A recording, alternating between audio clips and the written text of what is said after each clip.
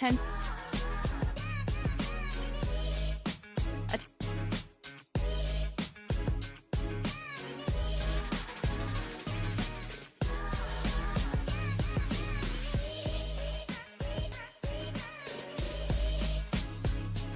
Atten-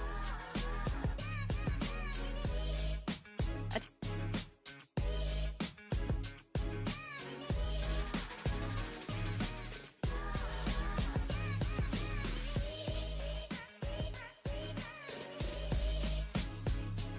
Atten-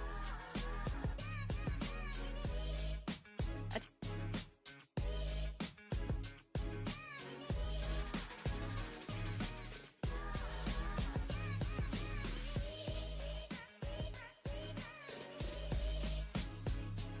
Atten-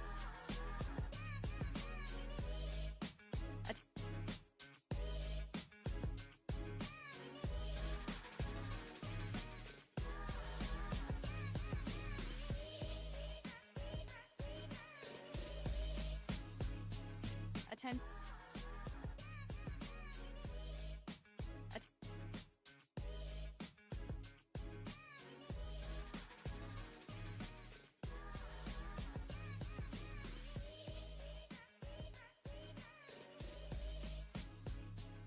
Atten- att-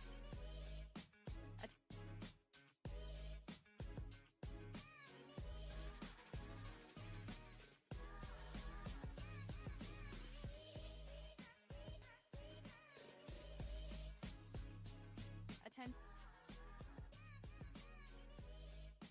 att-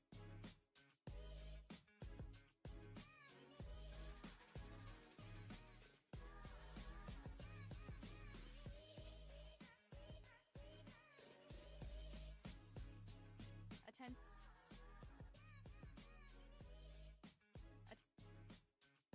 att-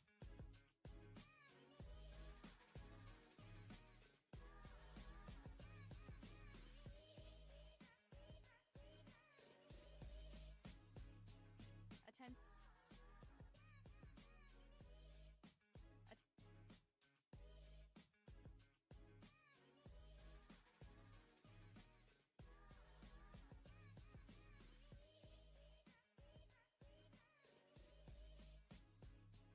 Atten-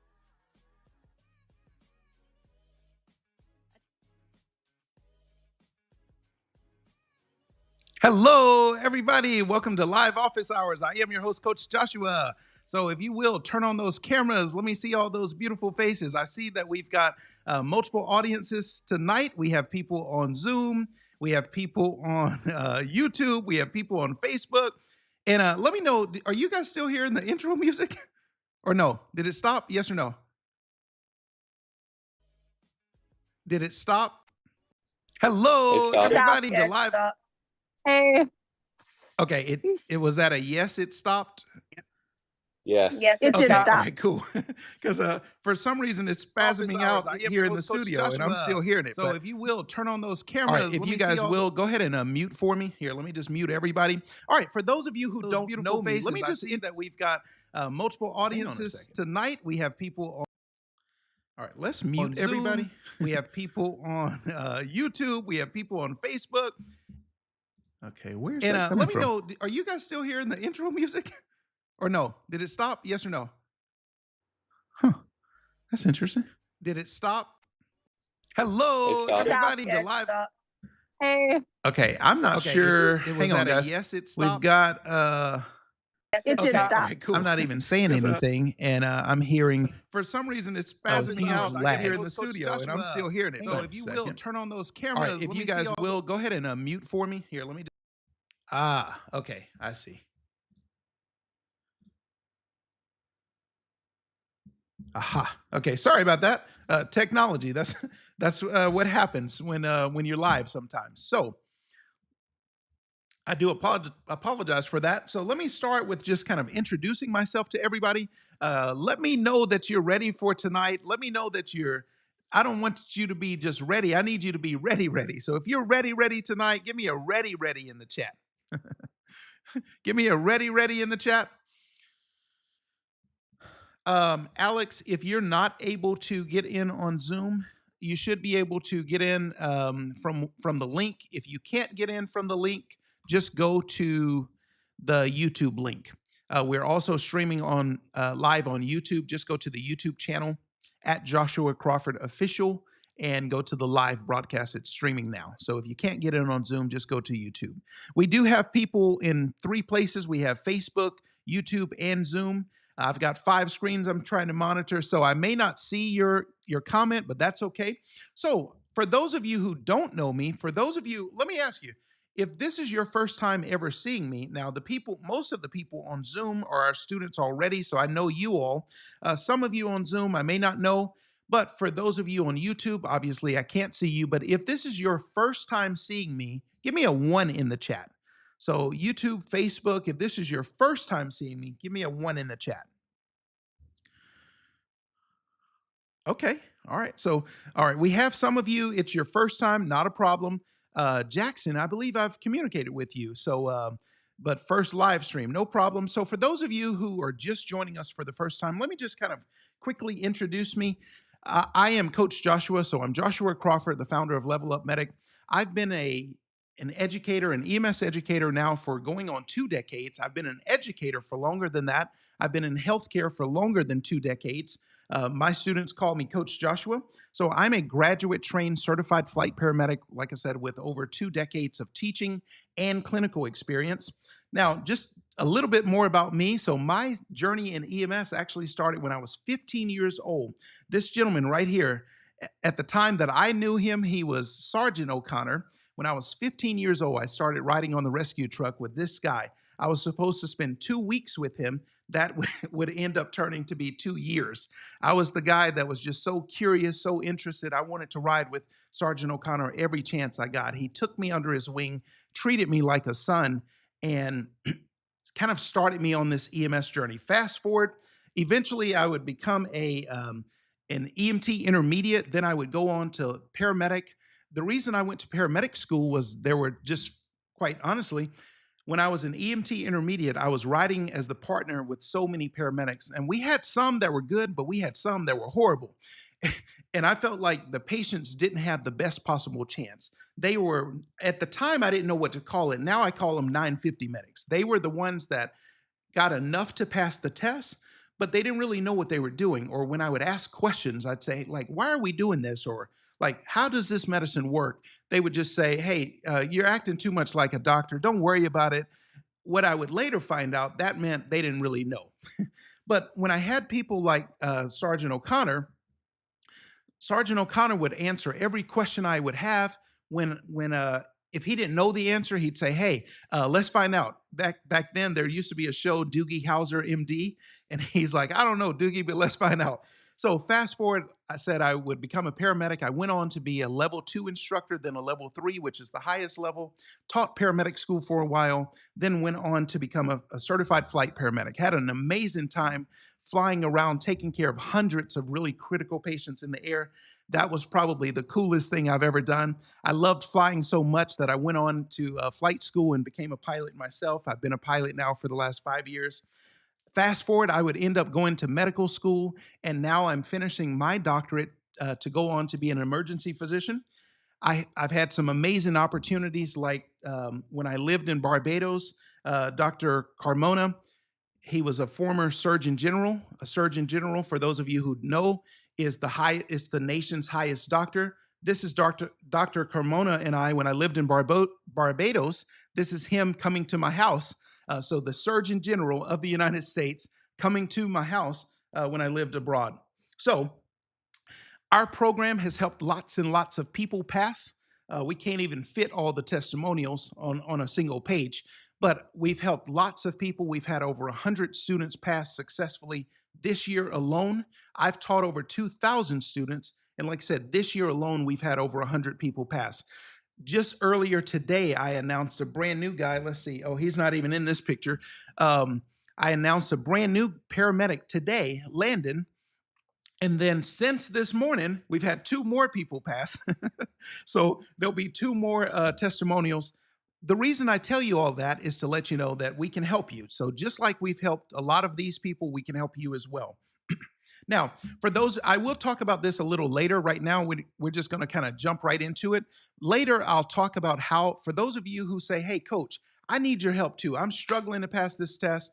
I'll tell you about our program and how you can get in with us. We have lots of ways to help you. We'll get into that a little bit. That's not really the purpose of tonight. The purpose of tonight is to do kind of a big review session. This will be a lot of fun. This will be kind of high energy. I've been waiting all day for this.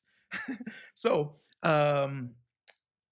yeah. So later I'll flash this same thing up and we'll tell you more about that. So who's ready to get started? Are you ready? So you said you're ready.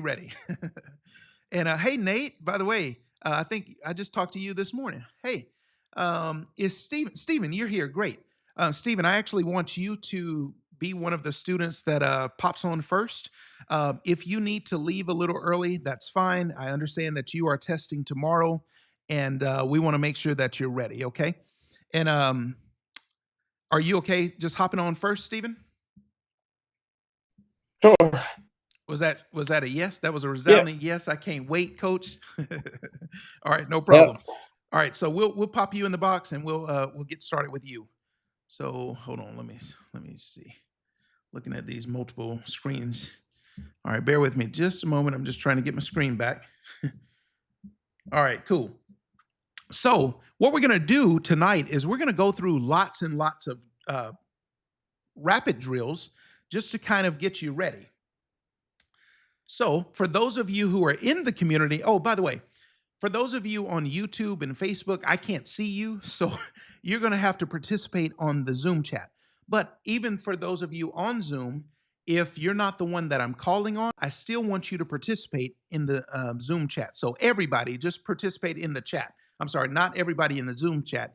Participate in whatever chat you're on. So if you're on YouTube, participate in the YouTube chat. Same for Facebook chat, or if you're on a Zoom, then the Zoom chat. Thomas says that he's got a call. No problem, Thomas. We're just going to keep moving. So for those of you who are new to the community, I teach something called the 5-star medic method. And this is, so what I do, the 5-star medic method is where I draw a star and I teach you using this simple illustration, the biggest priorities for the test. Okay, so this first question, in fact, let's get Stephen and who else? Christian, you look ambitious. Christian, you want to come in? All right, I want Stephen and Christian, I want you two to unmute for me. Let's put Stephen in the box. Let me find you. All right, Stephen, we're going to put you in the box. Sure. And let's see if we can get both of you on screen with me. Nice. All right, we got both of you on the screen. So Stephen, unmute for me. Christian, unmute for me. Both of you stay unmuted. This is just going to be kind of rapid fire. We don't need any long stories. I just need the answer, okay? So the first point of the star of the first point of the star of the 5-star medic method, what is that? What's the very first thing that we're looking for, Stephen, in any situation? Safety. All right. Oh, wait a minute. Stephen, right? Yeah, okay. Safety. All right, so any kind of safety concern. Okay, so that could be anything pertaining to BSI, scene safety, anything about the number of patients needing additional resources, any kind of safety concern, it trumps everything else. All right, so safety concern. All right, good. Christian, take the next one. Oh yeah, that was safety concern. What's the second point of the star? Christian? Are you asking me now? Yep, Christian. Sick or not sick? Okay, is this patient sick or not sick? The reason we need to figure that out is because if the patient's not sick, that means we're not going to do anything, or we're just going to monitor, we're going to observe. We may just give a ride to the hospital just because they need a ride. Maybe they need additional resources like community service resources. Maybe they need a homeless shelter. Maybe they need the American Red Cross. Maybe we need utilities, something like that. So if they're not sick, that means that we're not actually going to do anything. All right, so we figure out point number 2 is sick or not sick. All right, Stephen, give me some signs that they're sick. So signs that they're sick. High heart rate. Okay. Not just that they have a high heart rate. Say it again. Increased heart rate with symptoms. There you go. And It's not just respiration with increased heart rate, it's increased heart rate with symptoms or increased respiratory rate with symptoms. Those are the big ones. Some other things that point to that they're unstable, that's going to be things like altered mental status. Hold on, let me get my pointer back. Okay, that's going to be altered mental status, pale, cool, clammy, pale, cool, diaphoretic skin, delayed cap refill, hypotension. All right, good. Christian, who did that? That was Stephen? Yeah. All right, let's go. Here, Stephen, let's just do 5 in a row. All right, so if they're sick, what do we do? So they've got increased heart rate with symptoms, increased respiratory rate with symptoms. They're sick. What are we going to do for them? We're gonna involve our triangle OVP. Okay, so oxygenation, if they're ventilation, sick, that means infusion. that we treat them and we treat them now. Okay, the big thing, the way I want you to know that is we treat life threats now. Remember, life threats come. So if we're doing our buckets, so we have our 5 buckets. For those of you who don't know it this way, this is the way I teach the patient assessment. Whether you're talking about trauma or medical, this kind of works for everything. Bucket number 1 is all about the safety. Bucket number 2 is your primary assessment. Okay, so if they're sick, we're probably going to spend the majority of our time here, especially if they're sick and unstable. And you want to do everything in order. So in the primary assessment, this is going to be C-spine. It's going to be our general impression, chief complaint, apparent life threats. Those apparent life threats come down to X, A, B, C, D, E. The X is severe bleeding. Then we manage the airway. Make sure they're breathing, make sure their circulation is fine. We check for things that can cause disability. We expose the patient looking for injuries, and then we make a transport determination, okay? You want to know this because this is how registry trips you up. Sometimes Thomas just tested last week, and he told me the other day, he's like, Coach, sometimes they were asking questions that came out of bucket number 3. Bucket number 3 is all about HPV, not human papillomavirus, but history, physical vitals. So if we know that history, physical vitals comes in bucket number 3, if we haven't taken care of things out of bucket number 1 or bucket number 2, that's clearly the wrong answer. So if they're sick, we treat life threats now. Now, once they're sick, or once we determine that they're sick, Stephen, what's point number 3 of the STAR? Stable or unstable. Stable or not stable. It's very important that we figure out if this patient's stable or not. What determines that they're unstable? So in addition to increase or decrease heart rate with symptoms, increase or decrease respiratory rate with symptoms, what else says this patient is unstable? You're gonna have altered mental status. Altered mental status. What else? Cool, clammy. Okay, pale, cool, clammy skin, clammy, pale, cool, diaphoretic skin, delayed cap refill, hypotension, signs of shock. I want everybody on YouTube, everybody, I want you answering. Marcus, you're testing tomorrow. Okay, Marcus, type in the chat. Marcus on Facebook, what level are you testing at? Okay, so point number 3 is are they stable or unstable? We've got to figure that out because we treat symptomatic stable tachycardia differently from unstable tachycardia. We treat symptomatic stable bradycardia differently from symptomatic unstable bradycardia. All right, let's go for the next one. If they're unstable, in addition to treating them now for life threats, what else do we do? Stephen? Determine whether they need if it's oxygenation, ventilation, perfusion. Okay, well, that's going to be point number 4 of the STAR, so hold that thought. But if they're unstable, the next thing that we got to do, type it in the chat, everybody. Rapid transport. There we go. So if they're unstable, that means rapid transport. And we already talked about the signs of instability. That's going to be altered mental status, pale, cool, diaphoretic skin, pale, cool, clammy skin, delayed cap refill, hypotension. Any of that happening, that points to unstable. And that means that in addition to treating them, we've got to initiate rapid transport. So now, in terms of what we're going to do about it, point number 4 is, oh, well, that is the answer. So we fix or support, but what are the things that we fix? Oxygenation, ventilation, or perfusion. There you go. So in this case, we are going to fix them. And then our 3 things that we're going to fix, all fixes come down to we've got to fix oxygenation, ventilation, or perfusion. Now let's go over this for the benefit of those who haven't seen this before. So most people learn airway, breathing, circulation. I don't teach that at all. A lot of people fail exams knowing airway, breathing, circulation. So what I teach instead is this concept that I came up with. Well, I didn't invent the words. I just kind of designed how it looks. This triangle of oxygenation, ventilation, perfusion. So oxygenation, it's all about what, Stephen? Airway, so oxygen coming in. Okay, yeah.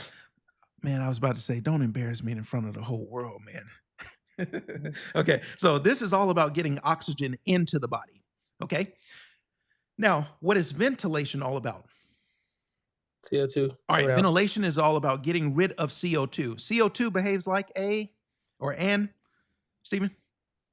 Acid. CO2 behaves like an acid. When we have too much acid, that's going to put us in a state of Acidosis. acidosis. Acidosis is going to lead to what and what?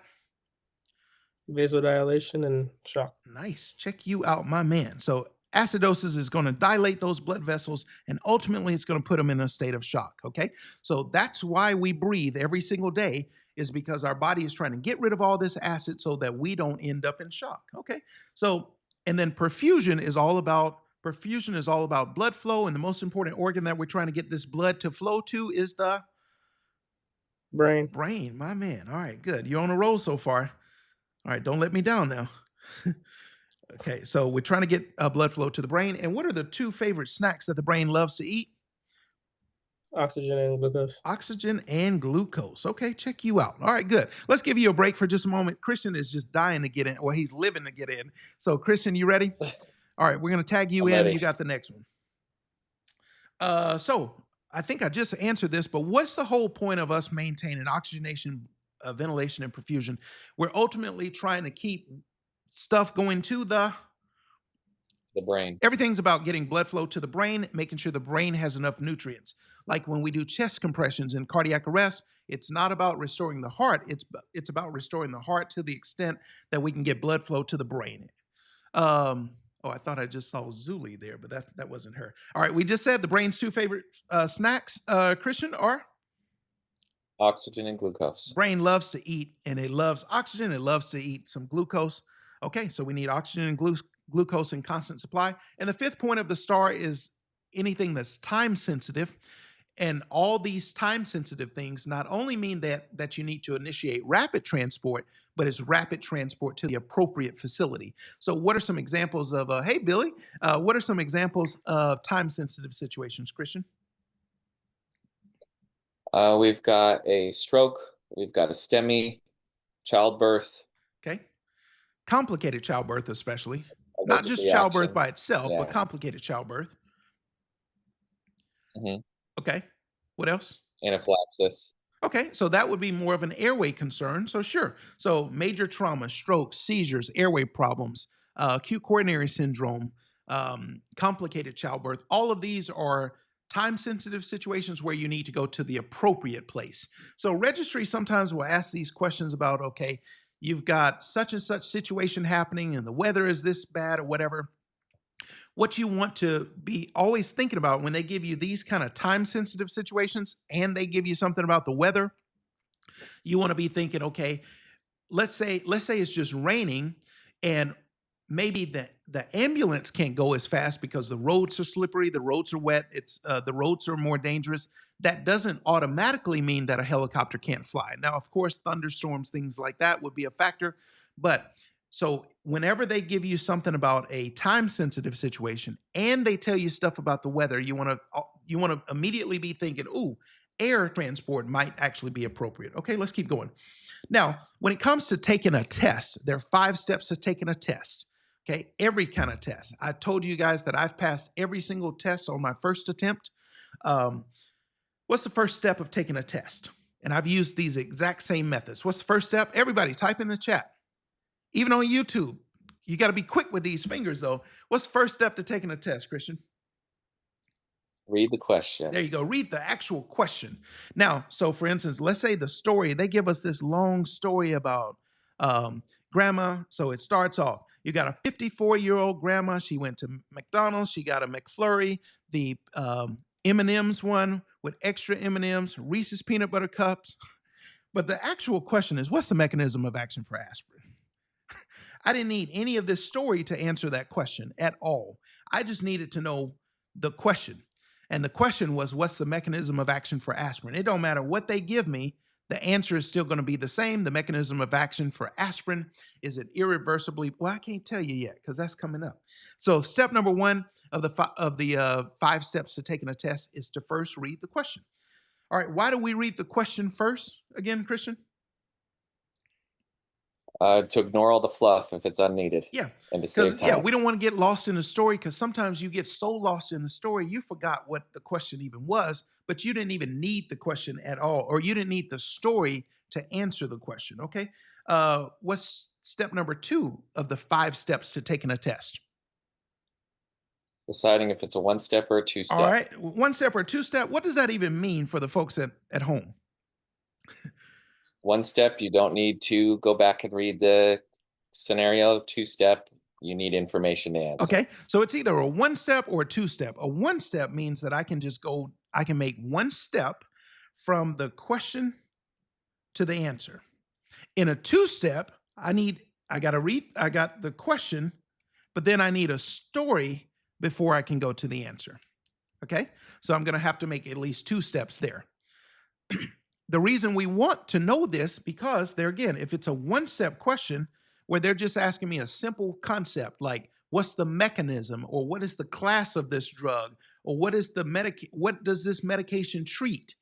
Those kinds of questions. I don't need a story ever to answer those kind of questions. Those are 1-step questions where all I need to do is just know the answer and go straight to the answer choices. All right. So we said this 2-step. We went over that. Now, if it is a 2-step question, how do we read the story? We want to analyze keywords and do not read it like an auctioneer. My man, I mean, just took the words out of my mouth. Sounds like you've been around me a little while. Yeah, we don't read it like an auctioneer. Oh, we got a 54-year-old man who was struck by lightning. No, we have to read just a few words at a time so that we understand the clues they're trying to tell us. All right, keep going. While you're reading these questions, you're picking out these clues, what are you constantly asking yourself? Sounds like 5-star medic method. What did you say? Huh? You're asking yourself if it's oxygenation, ventilation, or perfusion. Okay, so essentially what we're going to be doing is using the 5-star medic method. We're constantly asking ourselves, as we're reading the story, is there a safety concern? Is this patient sick or not sick? Are they stable or not stable? Do I fix or support them, or is there a time-sensitive situation? Okay, so we're going to constantly be using the 5-star medic method constantly. What's the 4th step to taking a test? So first we read the question, then we figure out, is it 1-step or 2-step? Then if it's like a 2-step, we read the story. Then what's step number 4? Then we reread the question again. Make sure we still know what the question is and let our brain come up with the answer. When your brain tells you this is the answer, that's the answer, okay? So boom, yep. And then what's the 5th? What's the final thing that we're going to do to bring it on home? Pick the answer, but you start bottom. We let our brain come up with the answer. Wait, we start where again?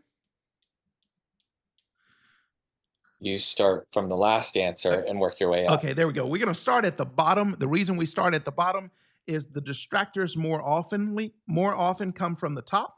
Sometimes, yes, sometimes A is the answer, or sometimes B is the answer. Sometimes it's these pick 2 or pick 3.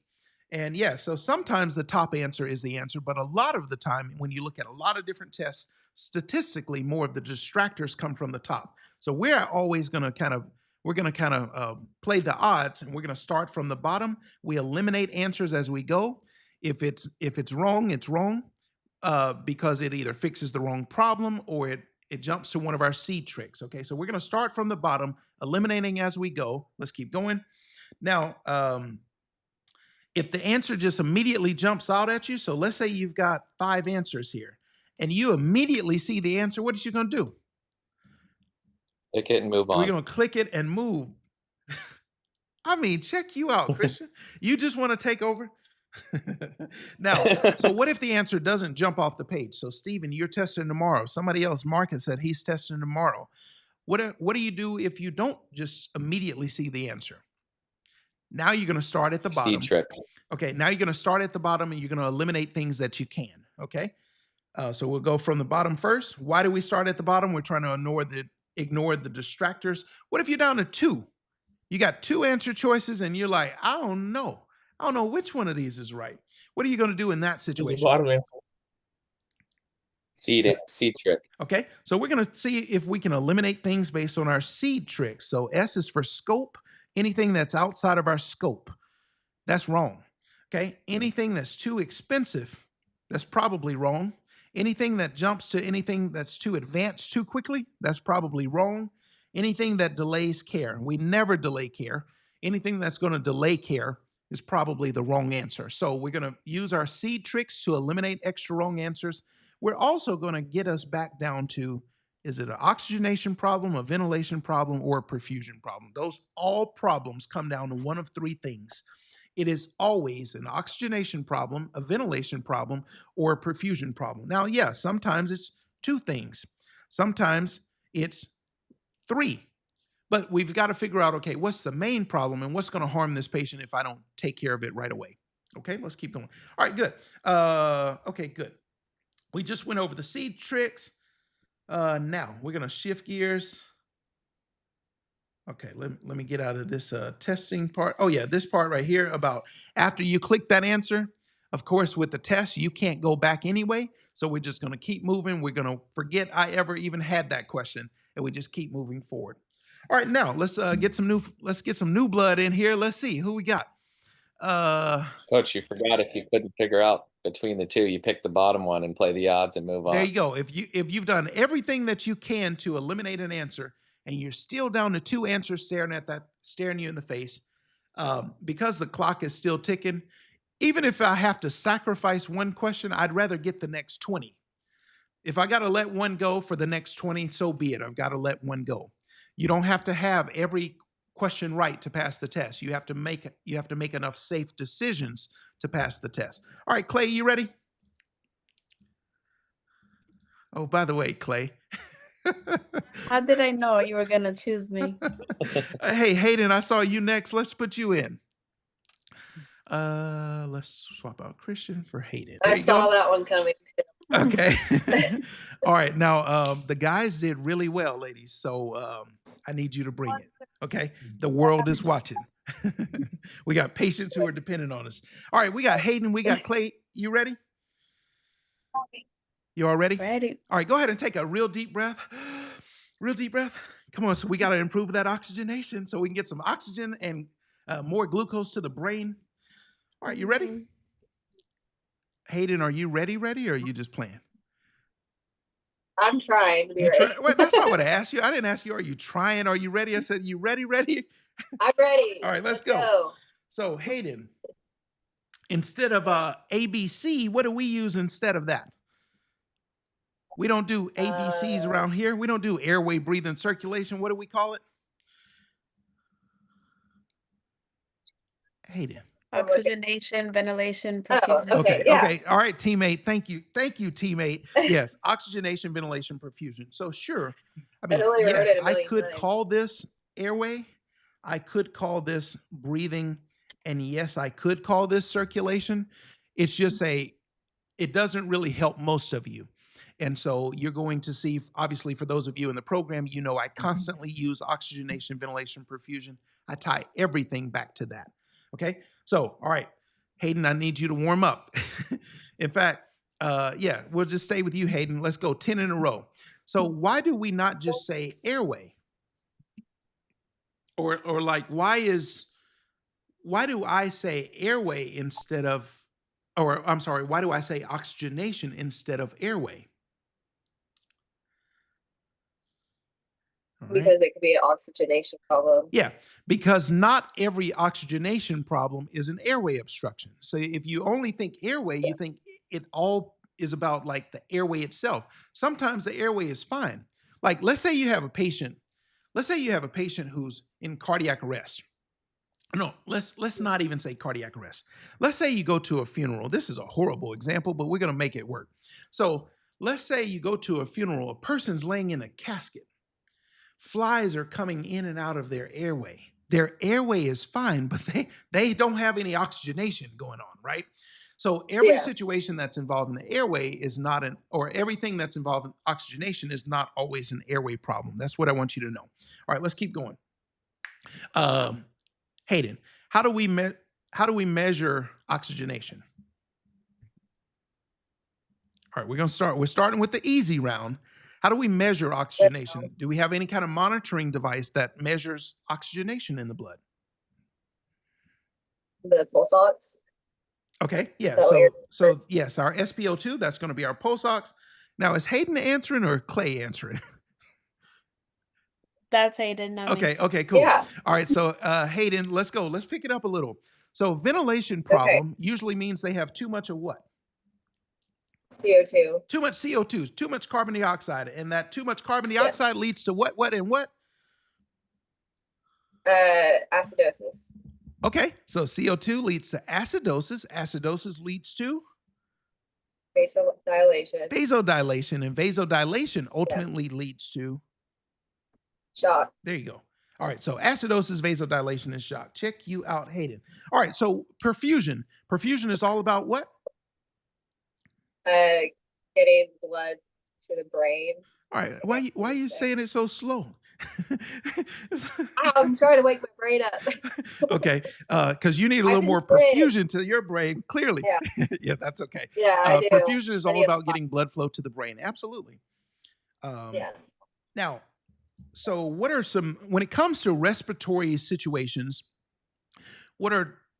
how did I teach you all to kind of categorize some of these big respiratory problems that deal with oxygenation, ventilation, and perfusion? Like the categories for like nasal cannula. Okay, so let's say we have oxygenation, ventilation, perfusion. What's our big respiratory problem that's an oxygenation issue compared to a respiratory problem that's a ventilation issue compared to a respiratory problem that's a perfusion issue primarily?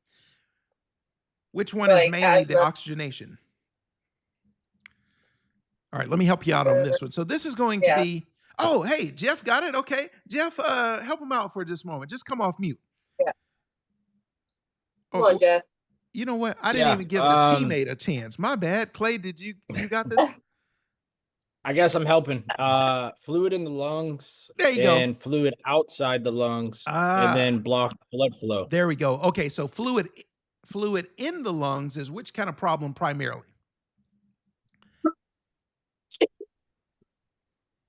Huh? Are you talking to me? Sure, we'll go with you, Hayden. Fluid in the lungs is which problem primarily? What's the name of that condition that's fluid in the lungs? What do we call that? COPD? Yeah. No, that's not. COPD doesn't mean fluid in the lungs. Now, CHF? COPD can manifest like that, but the term I want you to know, this is going to be pulmonary edema. Okay, so fluid in the lungs is going to be pulmonary edema. Fluid outside of the lungs, what's that going to be called? Everybody, Facebook, YouTube, type it in the chat. YouTube, show me some love. By the way, everybody, if you're on, especially those of you on YouTube, I want you to do one big thing for me. This will help us. We're approaching our first 1,000 subscribers on YouTube. Show us some love. I want you to kindly hit the subscribe button right now. Do it right now. Don't even forget. Just do it right now for everybody. If you're on Facebook, YouTube, or even Zoom, and you can just click subscribe on the YouTube channel. New videos are being uploaded every 3 times a week, actually. And we've got a lot of videos queued up. I think the next batch is the neurological emergencies that'll be released. So everybody do that. Now, back to the scheduled programming. So the fluid... Coach, the fluid outside the lungs, is that pleural effusion? That is a pleural effusion. Okay. And then the one that's the perfusion problem, what's the big situation that's the perfusion problem? Type it in the chat. But Hayden, what's your answer? What's the one that's the perfusion problem primarily?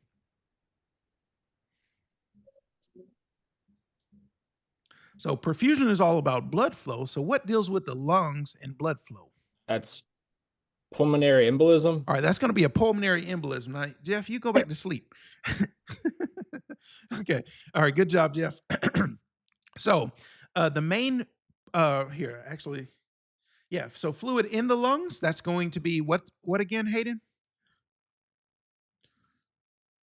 All right, come on. Oh, I muted everybody. Unmute again. I'm sorry. You're still muted. There we go. Pulmonary edema. That's going to be pulmonary edema. Fluid outside of the lungs is going to be what? Pulmonary All right, so let's write it out for you. So the oxygenation one, this is going to be pulmonary edema. Okay, the ventilation problem that affects you being able to ventilate properly, that's going to be a pleural effusion. Fusion. Yeah. Okay, and then what is the one that's the perfusion problem where you have a blockage in a pulmonary artery or arteriole? What's that called? P. Okay, and what is now? Notice that all of these are PE, PE, PE, PE. What is this one? That's going to be a pulmonary embolism. Okay. Embolism. Now, and you want to know whenever you hear somebody talk about a PE, a lot of the time they are talking about a pulmonary embolism. You just want to make sure because all of these things are PE. You want to make sure that you know which one they're talking about in the context of the conversation. Okay. Let's keep going because we got a lot to get to. So fluid inside the lungs, we just said that's pulmonary edema. Fluid pulmonary edema is which problem primarily? Hayden? Oxygenation. That's going to be an oxygenation problem. All right. Pulmonary. Wait, what are some things that can cause pulmonary edema?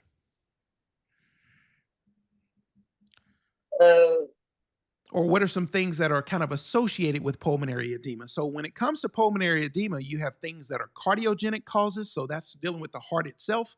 You also have non-cardiogenic causes. So a cardiogenic cause would be like congestive heart failure. Non-cardiogenic causes can be pneumonia, sepsis, some kind of a drowning, some kind of submersion incident. Those are kind of the categories I want you to know. All right, let's go, Clay. Clay, you ready? No. All right, so I thought I turned off my notifications, but Clay, you're ready? Come on. All right, so you ready, Clay? Yes. Okay, that sounds better. So fluid outside of the lungs one more time is called? Pleural effusion. Check you out, pleural effusion. Okay, you're warming up. All right, so pleural effusion primarily causes what kind of problem? Oh, let's see. What happened? Huh. Hold on.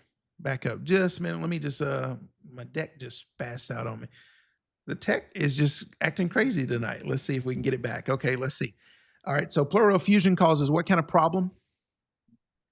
Clay? Like COPD. Okay, in terms of oxygenation, ventilation, or perfusion.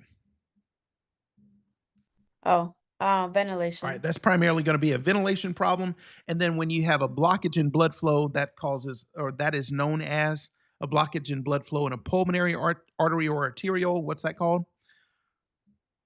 Well, it's going to be perfusion. That's a perfusion problem. And what is it called? Pulmonary embolism. Pulmonary embolism. Okay. Now, when it comes to a pulmonary embolism, let's do this question. So why is this a perfusion problem? Why is a pulmonary embolism a perfusion problem? What's actually happening in a pulmonary embolism?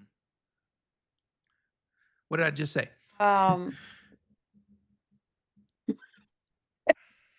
So what's happening right now is her cortisol levels are shooting through the roof. Okay, so let's draw it out. So here's what's happening in a pulmonary embolism. So let's just say, all right, down here, this part here, this is our alveoli. And then what we know is there's an arteriole, or in this case, this is a capillary. This is a capillary that actually connects. So we have the alveoli here, and then there's this membrane that's between the alveoli and the capillary. That's called the alveolar capillary membrane. And in this case, we have a blockage. So let's put a clot in here. We have a clot. The clot is more specifically in the arteriole, but we now have this clot that's preventing blood from coming. So blood is not actually flowing through. So the oxygen is coming in. That's why it's not an oxygenation problem. The oxygen itself got in. Like they're breathing. I mean, they're breathing. It's just that because there's a clot that's interrupting the blood flow, that's where the problem is. The oxygen can't actually make it into the bloodstream and continue through circulation to offload to the tissues. So this is your pulmonary embolism problem. It's a perfusion problem because you have something that's interrupting blood flow. Okay. Now, some patients who get a pulmonary embolism or who are more likely to have it, you're looking for something like an immobile patient. Now, they can be immobilized for lots of different reasons. What are some reasons that a person has to sit for a long time? If they've been hospitalized or if they've had surgery, Okay. Surgery on what? flights, It can be any surgery, but long bone fractures. long bone fractures especially, okay, because they're typically in a cast. Because let's say they had surgery on their arm, they can still walk. So they're probably less likely to develop a DVT in that situation. But you're thinking about somebody who's been sitting in one place for a long time. Yes, you're right. Hospitalization, long flights, long bone fractures, things like that, where you have a clot that forms typically in a vein. That clot then travels. By the way, when you have a clot that stays in one place, so let's say we have a clot. When that clot stays stationary, what is it called? When it stays in one place, what is it called?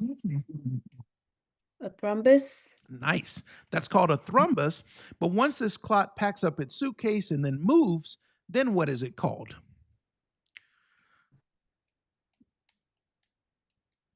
What is it called? Embolus. That's right. Okay, I heard you that time. That's right. So we have a thrombus when it stays in place. We have an embolus when it actually moves. Sometimes you just need to know definitions on like knowing definitions will help you better than not knowing definitions. Let's keep it moving.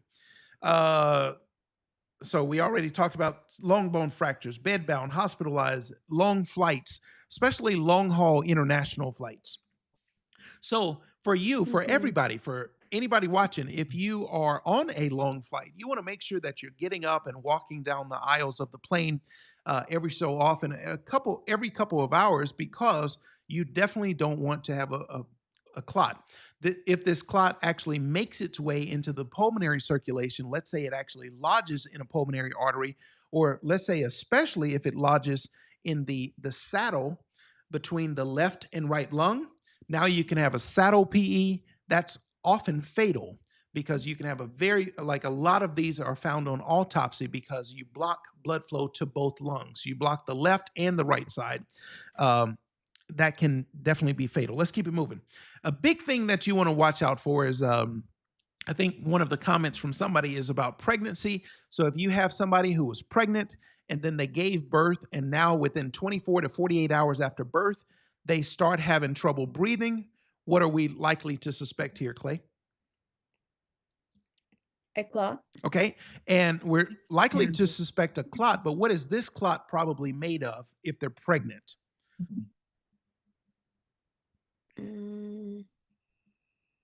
Not fat on this one, Thomas. Fat embolism is going to be more associated with a long bone fracture. Okay, Jeff got this one. So this one is more going to be amniotic fluid embolism. Okay. So because mom was delivering, some of that amniotic fluid that the baby was floating around in, that ended up getting into the maternal circulation. It got into mom's bloodstream. And then that amniotic fluid is now circulating in her blood, and it forms an amniotic fluid embolism. Okay. So some types of emboli that you want to know are clot, or we can have just a clot itself. That clot could be made of like cholesterol or whatever. So we would just loosely call that a clot, but it could also specifically be made of fat. We can have an air embolism. We can have an amniotic fluid embolism. So an air embolism, this is why you want to make sure that when you're doing an injection that's IV, this is why we make sure that there's no air in the syringe. We don't want to introduce air into the venous circulation and send air into the bloodstream. Now we can cause an air embolism. Okay. Now, when it comes to, all right, Clay, you still with me? Yep. No sleeping over there. All right. When it comes to lung conditions, they're either restrictive lung conditions or obstructive lung conditions. In restrictive problems, what's the problem? You can't get air. How? You can't get air in or out. Okay, so which one? So restrictive is primarily one way. Obstructive is primarily the other way. Which way? Restrictive is where you can't get air primarily which way? In. You sure? I didn't say you're wrong. I just asked, are you sure? Well, yeah, because if it's Okay. restricted, Yeah. So restrictive then is you where you can't can't get it. get air in. Obstructive is where you can't get air out. And the way I want you to remember this is obstructive and out both have an O. Okay. So give me some examples of, well, this one is obstructive next, so we'll do that one. So give me some examples of obstructive lung conditions.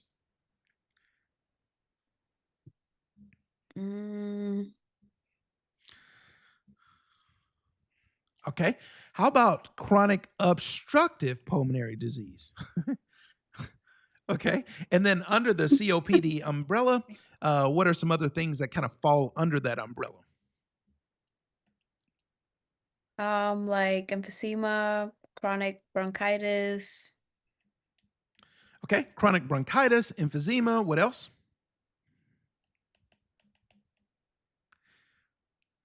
Asthma. Asthma. Okay. Sure. So those are more of the obstructive examples. Give me some examples of things that are restrictive in nature where we have a problem getting air into the body.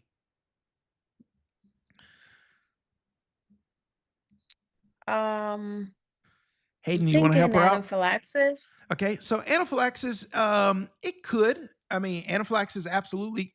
Anaphylaxis can actually cause both. It can affect things getting in or out because if the airway closes, it can't go either way. So that would actually fall under both. Some things when it comes to restrictive lung diseases, you want to be thinking about things that end in osis. So these are our osis kind of things. So silicosis, which is a lung condition from breathing broken glass or sand from like glass or dust. Like people in glass factories end up with silicosis. Other things can be toxins from like anthracosis, which is anthrax. It can be pulmonary fibrosis. It can be sarcoidosis, pneumoconiosis, pneumonoultramicroscopic silicovolcanosis, those kinds of conditions, you know, those kind of osis. But what I want you to know is just kind of osis conditions. Okay, cool. The most common obstruction that causes some kind of obstructive condition. What's the most common obstruction? What would be the most common obstruction of all the things that can obstruct the airway? What's the thing that can obstruct it the most? Your tongue. Okay. Or choking. So it could be tongue, absolutely. And then I would say the next most common would be mucus. So I probably should have said tongue for this one, only because the tongue is what everybody has with them all the time. But especially when they go unresponsive, it's the most common obstruction. But outside of unresponsive people, it's going to be mucus. Okay. All right. Let's give me somebody else. Who else wants to come in? Let's see. For those of you on Zoom, turn on your cameras for me. Hey, Nate, you want to come in? Let's do Nate and Michelle. Michelle, you ready?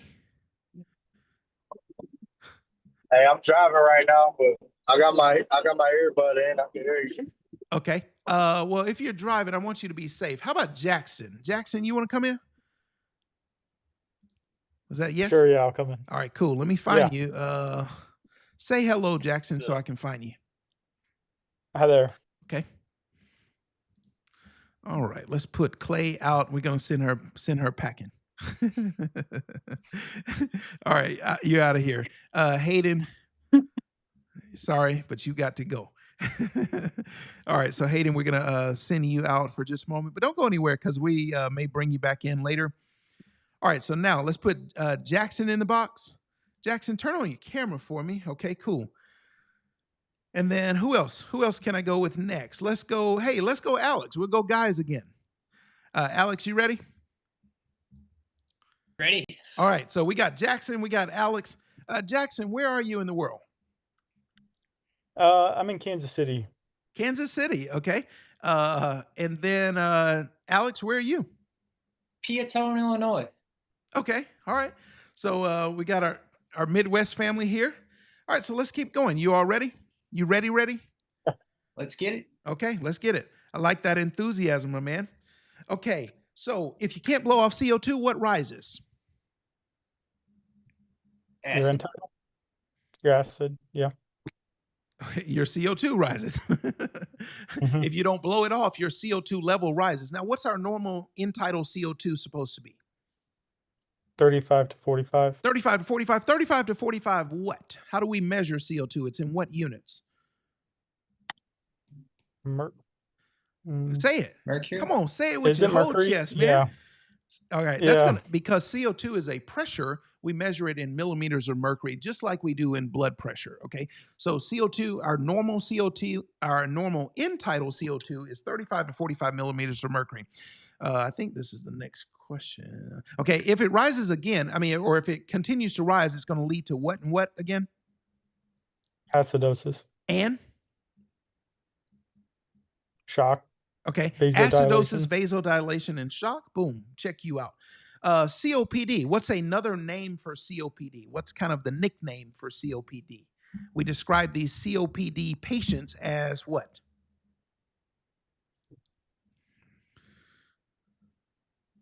Oh, come on, Clay. Clay is like, you guys are getting the easy questions. You hear this? You hear this noise? Hey guys, let's just ignore the distractors. We're just going to keep focus. Okay, so COPD. What's the classic nickname for COPD? Since they said you're getting the easy questions. Pink puffers, blue bloaters. All right, which one? Which is which?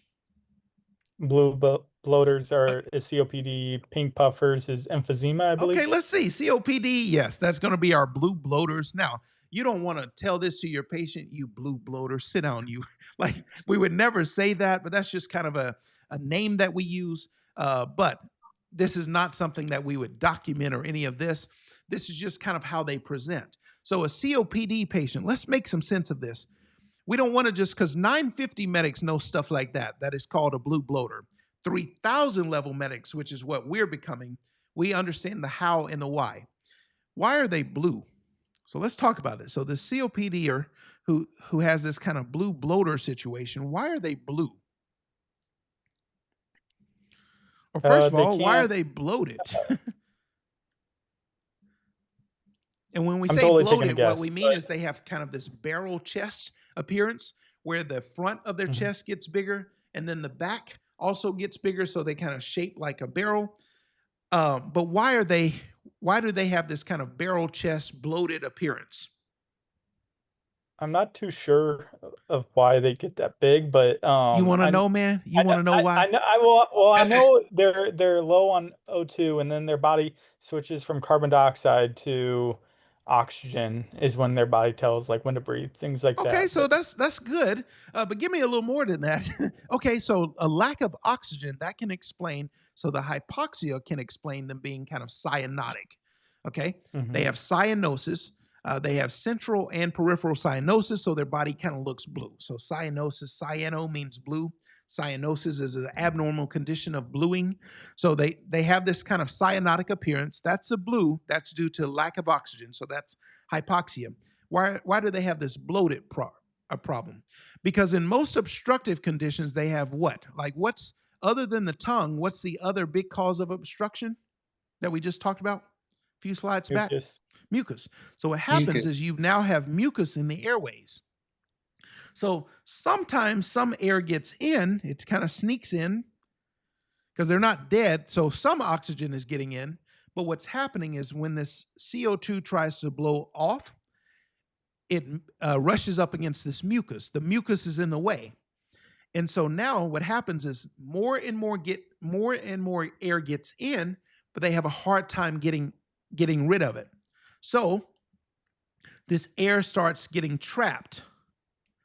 And when this air starts getting trapped, the lungs become hyperinflated. And when the lungs get bigger, it's going to, over time, especially, this is a chronic condition, so it's happening for years. Over time, what happens is now the anterior and post, or this would be anterior, this would be posterior. Now the anterior posterior dimensions get bigger, thus they have the bloated presentation. Does that make sense? Yes. Okay, Jackson, hit me with that one more time. Tell me why blue bloaters are blue and why are they bloated?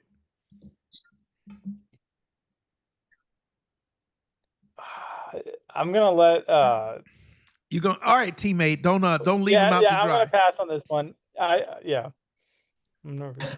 All right, they're blue due to cyanosis. Okay. Right. And then they're bloated due to mucus in the airway, which air gets trapped, hyperinflating the lungs, giving that bloated appearance. Okay, right. Mucus gets trapped, air cannot get out, so all this air gets trapped, so we call that air stacking. And then when you put more and more air that cannot get out of the lungs hyperinflate, they get bigger. And as the lungs keep getting bigger, it eventually is going to present with this kind of barrel chest appearance. Does that make sense? Mm-hmm. All right, Jackson, you got it? Yeah. All right, you got it this time? Let's hear it. So cyanosis is from being low oxygen. Okay. With the mucous membranes not being able to absorb the... Now, I don't want you to call this mucous membranes. I want you to call this mucus. Mucous membranes is different than mucus. I want you to think of this as like snot. Now, fun fact, by the way, I'm sorry to interrupt. You know what? Let me not be rude. Let me not interrupt you. Finish your thought, and then I want to say something. Yeah, pretty much it just expands more and more and more, just based off of the not being able to perfuse as well with...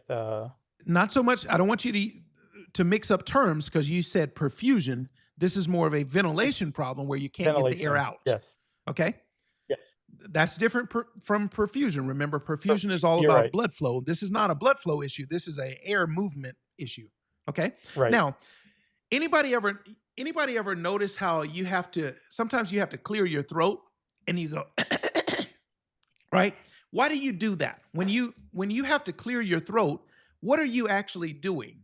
Like when you go, what are you doing? Clearing mucus. You're clearing mucus. But how does the mucus move? How does the mucus go say it again? Is it with your epiglottis? Okay, but what makes the mucus move to clear it? Your ventilation. So it's not so much that you're just breathing. That's not what makes it move. Because when you go, what are you actually doing when you do that? Anybody know the physiology behind this? So what's happening is that mucus, here, let's go into it. That mucus is hitching a ride on this thing. So there's this thing that allows the mucus to kind of go up. This little thing that allows this mucus to go up, it's called the mucociliary escalator. Anybody ever been to the mall or the airport and you get on an escalator and you kind of ride up, right? So there's this thing in our body. This is how God made us. He gave us this mucociliary. We have our own escalator inside of us. So that's going to be called the mucociliary escalator. And what happens is this mucus, so here's our mucus, it hitches a ride on the mucociliary escalator, and then when we go, when we do that, hold on, let me just get the mucus and leave the escalator alone. Well, here, let's do it again. Here's our mucus. We're going to hitch a ride on the mucociliary escalator, and then we go, and then it goes all the way to the top, and what happens is it goes down the esophagus. So this mucus now goes down the esophagus. You swallow it, and then it goes into your stomach. And that's how we actually clear mucus. Now, whenever you hear somebody, like when they go, when they do just something like that, that means it didn't have to go far. But if they hit you with one of these, if they hit you with one of those, the mucus had to travel a long way along the mucociliary escalator. Is that not cool? I'm having too much fun. All right, so let's get back to where we were.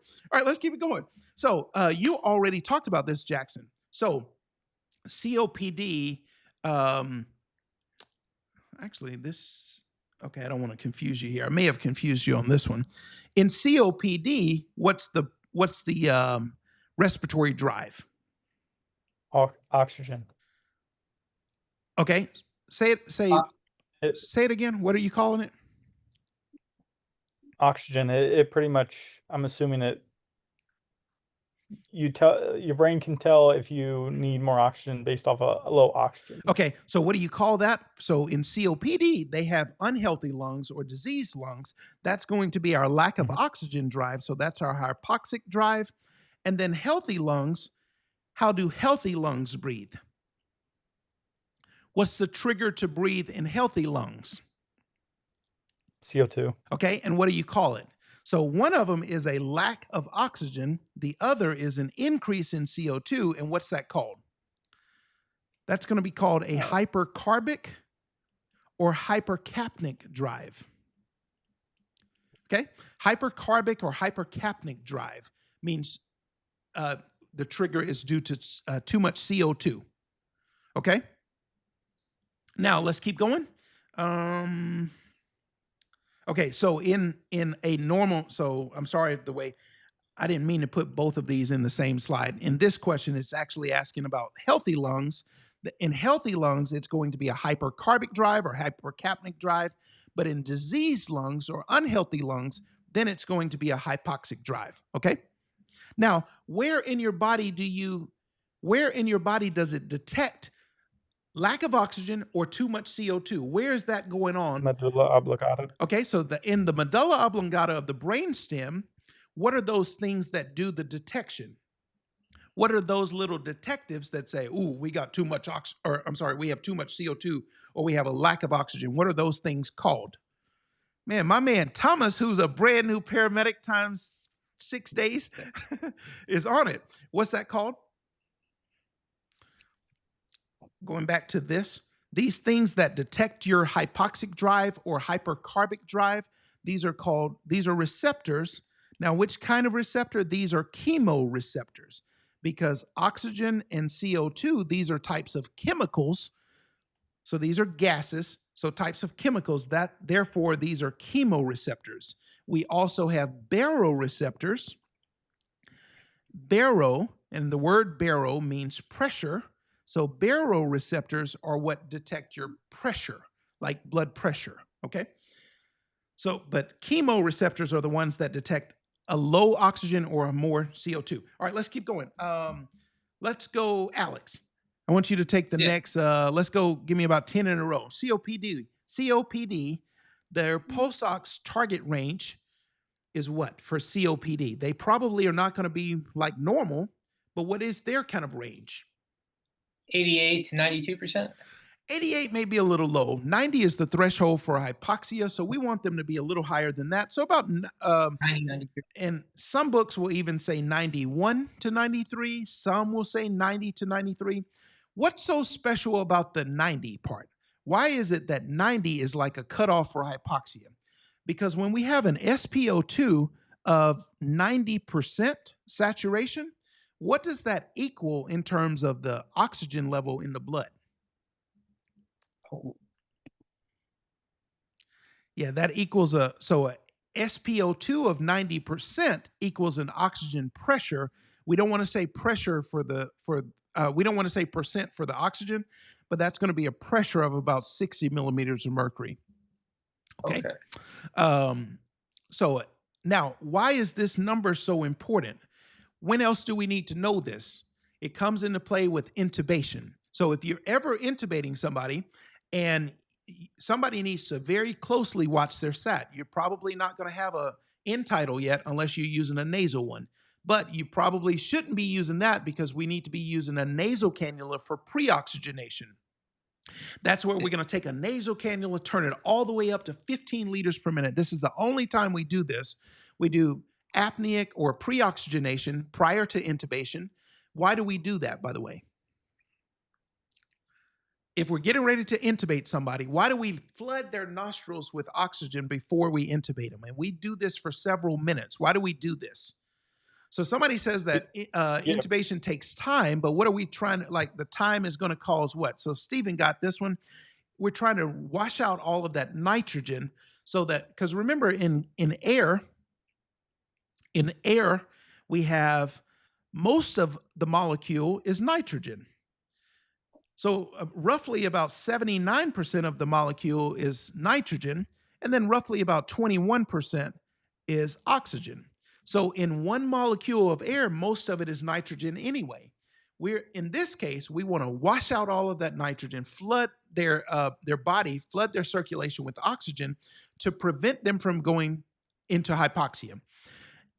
Now, let's say we're getting ready to intubate. You're the paramedic. You're getting ready to intubate. You're going to assign somebody.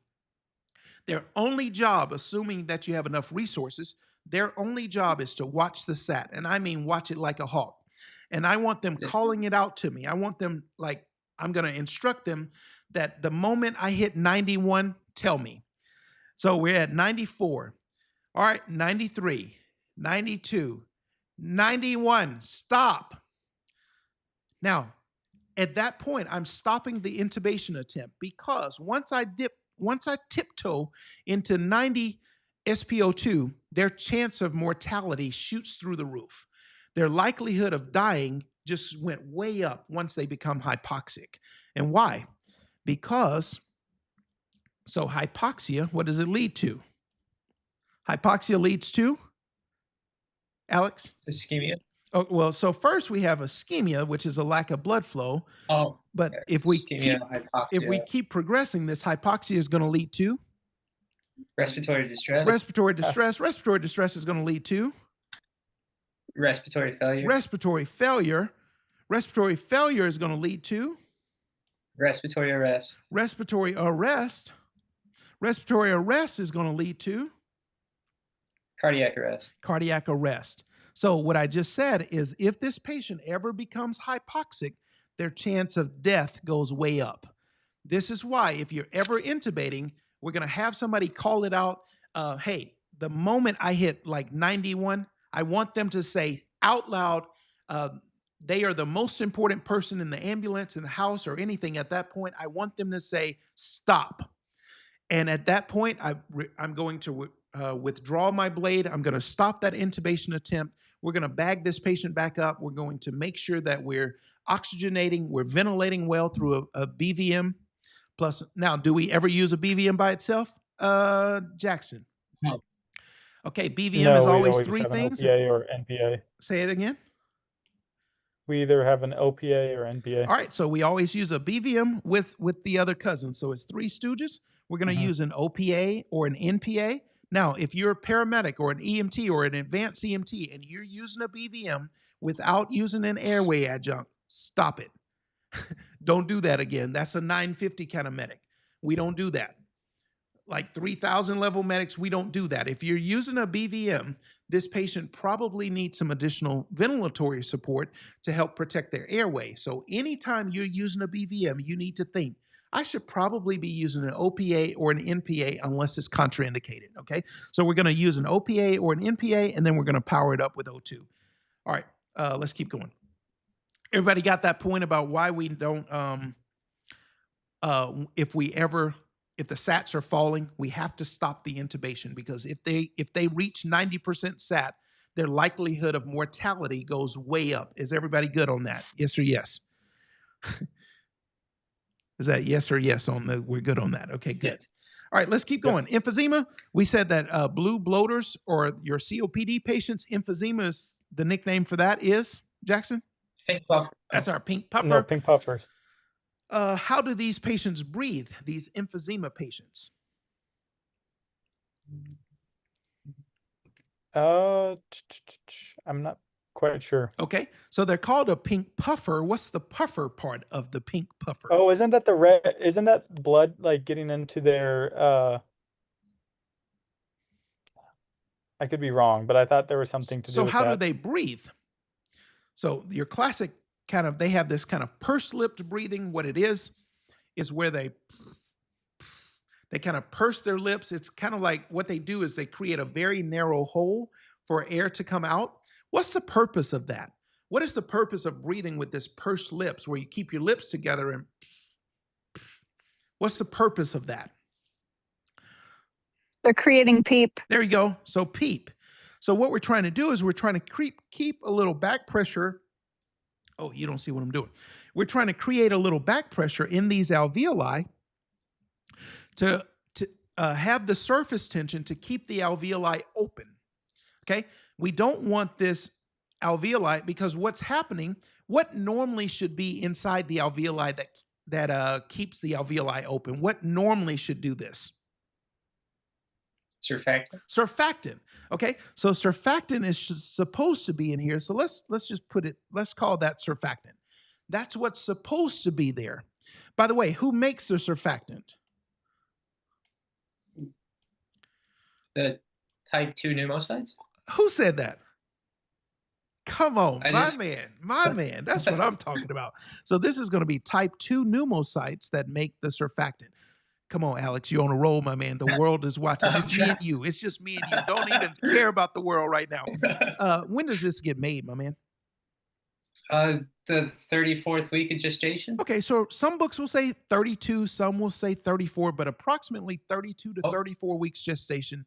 This is where the type 2 pneumocytes make the surfactant. This is why we want pregnancies to go all the way to term so that their lungs mature, the lungs develop, and the baby has surfactant so that it keeps the alveoli open. Now, this is what happens in emphysema. Boom, we lose our surfactant. So in emphysema, it can be due to like an alpha-1 antitrypsin deficiency. It can be due to smoking. But what happens is we lose our surfactant. Now we don't have something helping to keep the alveoli open, and the alveoli can collapse. So think about it like this. If you have a pack of balloons, you know how when you get a pack of balloons or you take a balloon fresh out of the pack, it's like the walls are slammed shut, right? The very first time you blow into that balloon, it's really hard because the walls have collapsed. But once you put a little air in that balloon, it becomes easier to inflate it the next time. Everybody following me there? The reason it becomes easier to inflate the next time is there's a little back pressure that's left in the balloon to prevent the walls from collapsing. That's the same thing that happens in the alveoli.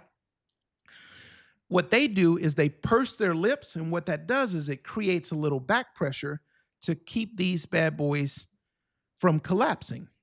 And that's what makes it easier for them to take the next breath. Does that make sense? Yes. Okay. All right, cool. All right, wheezing. Here, let's get back. Let's pick up the pace. Wheezing. What airway level is wheezing primarily? Let's go with you, Alex. Lower airway? Primarily lower airway. Okay, wheezing, primarily a narrowing of the lower airway. What about stridor? Upper. Primarily the upper airway. Okay, now let's keep it moving. So wheezing, though, during which phase of breathing does wheezing happen? And I want everybody, Facebook, YouTube, Zoom, I want everybody typing in the chat. Everybody needs to participate. Even if I'm not calling on you, I still need you to participate. Make sure you're answering the question. So wheezing happens during which phase of breathing? Expiratory. Expiratory. Now, wheezing can also happen during the inspiratory phasing. So wheezing can be both, except it's primarily exhalation or during the exhalation phase. What about stridor, Alex? Inspiration. All right, stridor is primarily the sound that's heard during inhalation, so during the inspiratory phase. Okay, cool. All right, what's the definition of chronic bronchitis? Because we got to get to some cardio stuff. We got to get to overdoses. We got a lot to get to. What's the definition of chronic bronchitis? Isn't that a productive cough for 2 months over the course of 2 years? Okay, so let's be a little more specific on that. You're on the right track, but be a little more specific. So January, February, year one stops, then it picks up again in year two for 2 consecutive months. Okay, so the definition of chronic bronchitis is where you have a productive cough for at least 2 consecutive months in 2 consecutive years. So it needs to be 2 months back to back in year 1 and 2 months back to back in year 2. So a productive cough And when we say productive, it means that you're coughing something up. So there's some kind of sputum production or mucus production as opposed to a dry cough. So it needs to be a productive cough for 2 consecutive months in 2 consecutive years. Everybody got that? Everybody good on the definition of COPD? Okay. Now, and one thing that you want to know when it comes to things being called chronic, the time period is different for different situations. Some things are called chronic after like 6 weeks. Some things is 6 months. Some things in this case is 2 years. So depending on which organ you're talking about, the definition of chronic changes. So you always want to know what organ you're dealing with. Okay, let's go. Jackson, take a deep breath, my man. It's all on you. You ready? You good? Yeah. You hanging in there with me? Yep, I'm there. Okay. Hey, does anybody need a quick break? Anybody need like a quick bio break? Somebody say yes. Just somebody. Anybody put yes in the chat. Yes. Okay. All right. Since my man needs a quick break, here's what we're gonna do. No, I need a quick break. I've been drinking water, just trying to stay hydrated, but I'm about to pop. We're gonna take just we'll take about a 3-minute break, long enough for me to run down the hall, use the restroom. I'll come right back. Don't you go anywhere. The timer will come on. It'll show 10 minutes. Once the timer gets down to 7 minutes, we should be back up again. So in just 3 minutes, I'll see you right back.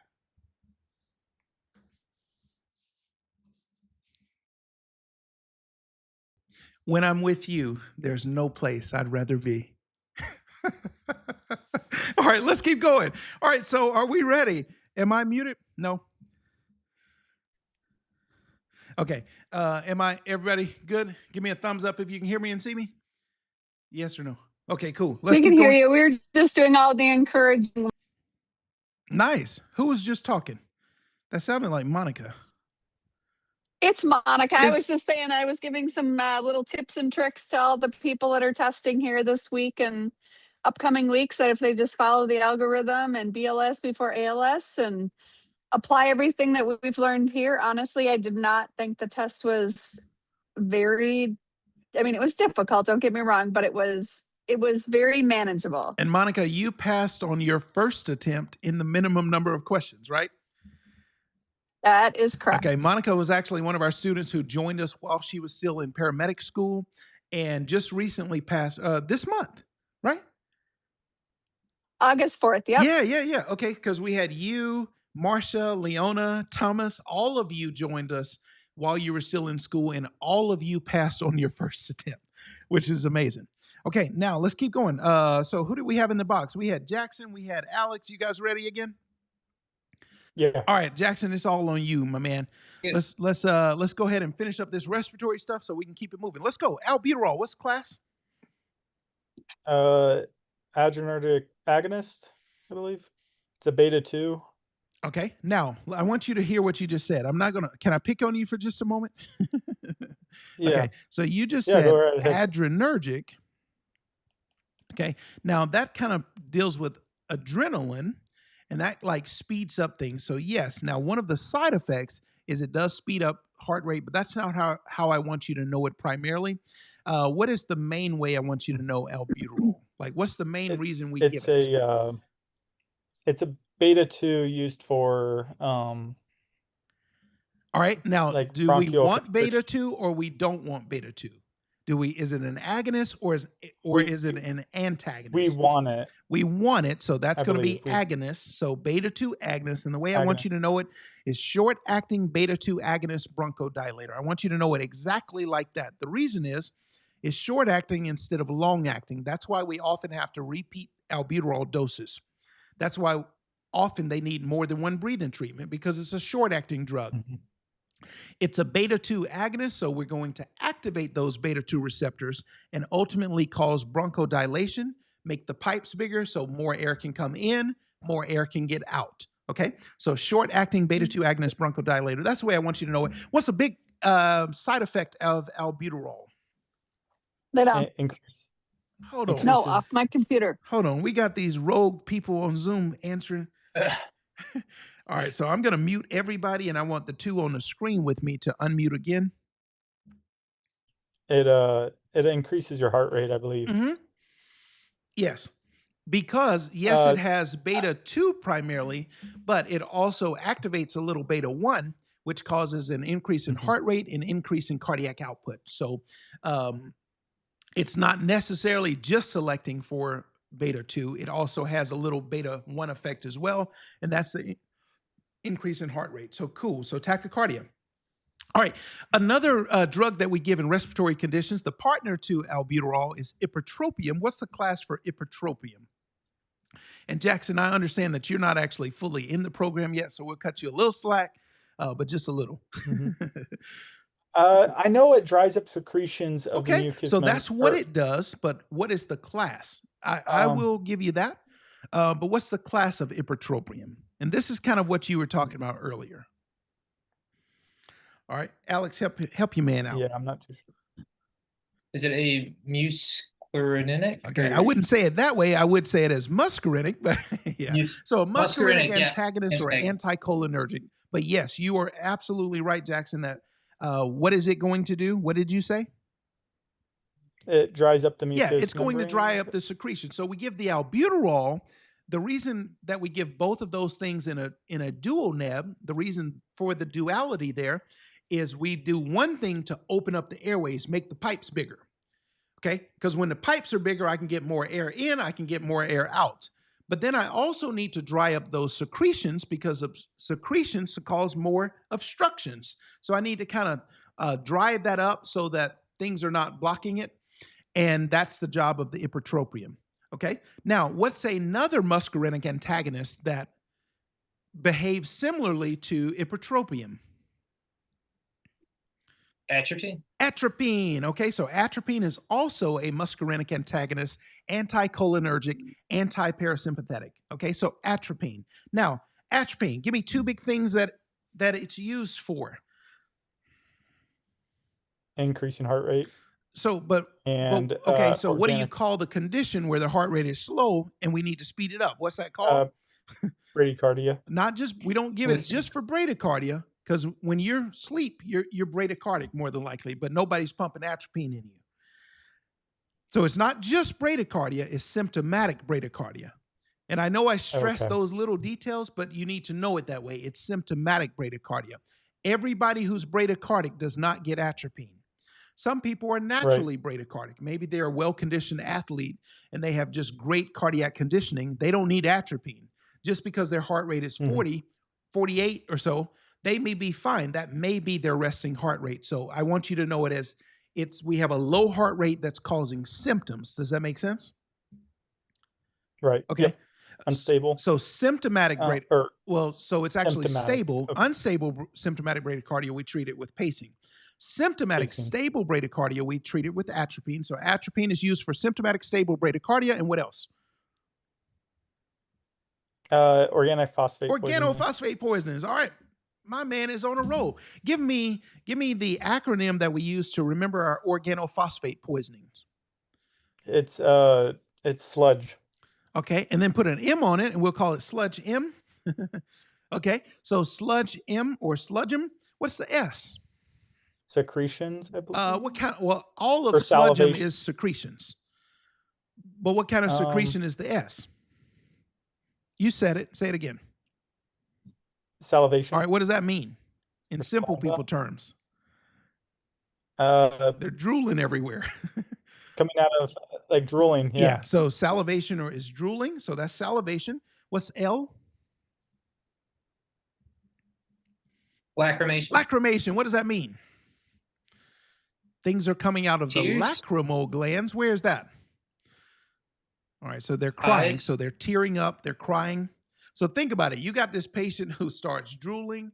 They're crying. It's not because they're happy to see you. I promise you. And then they start peeing. I promise you it's not that they got so excited to see you. So they're drooling, they're crying, they're peeing. What else? What's the D? Defecation. Okay. So now they're pooping. Wait, this is starting to sound like a very bad day. What's the G? All right, that's going to be gastrointestinal upset, so nausea. Okay, but then they may go all the way, not just be nauseous, they may have the E. What's that? Oh, Like throwing up. All right, so throwing Emesis. up. So the word for that's going to be emesis, so vomiting. And then they have the M. And what's the M? Meiosis. Meiosis. What does that mean? You got me there. Okay, so meiosis. We never want to just say words that we don't understand. Meiosis is very constricted or pinpoint pupils. Okay. Now, what's the word for very dilated pupils? What's the word for very dilated pupils? Mydrosis. Okay, that's going to be mydriasis.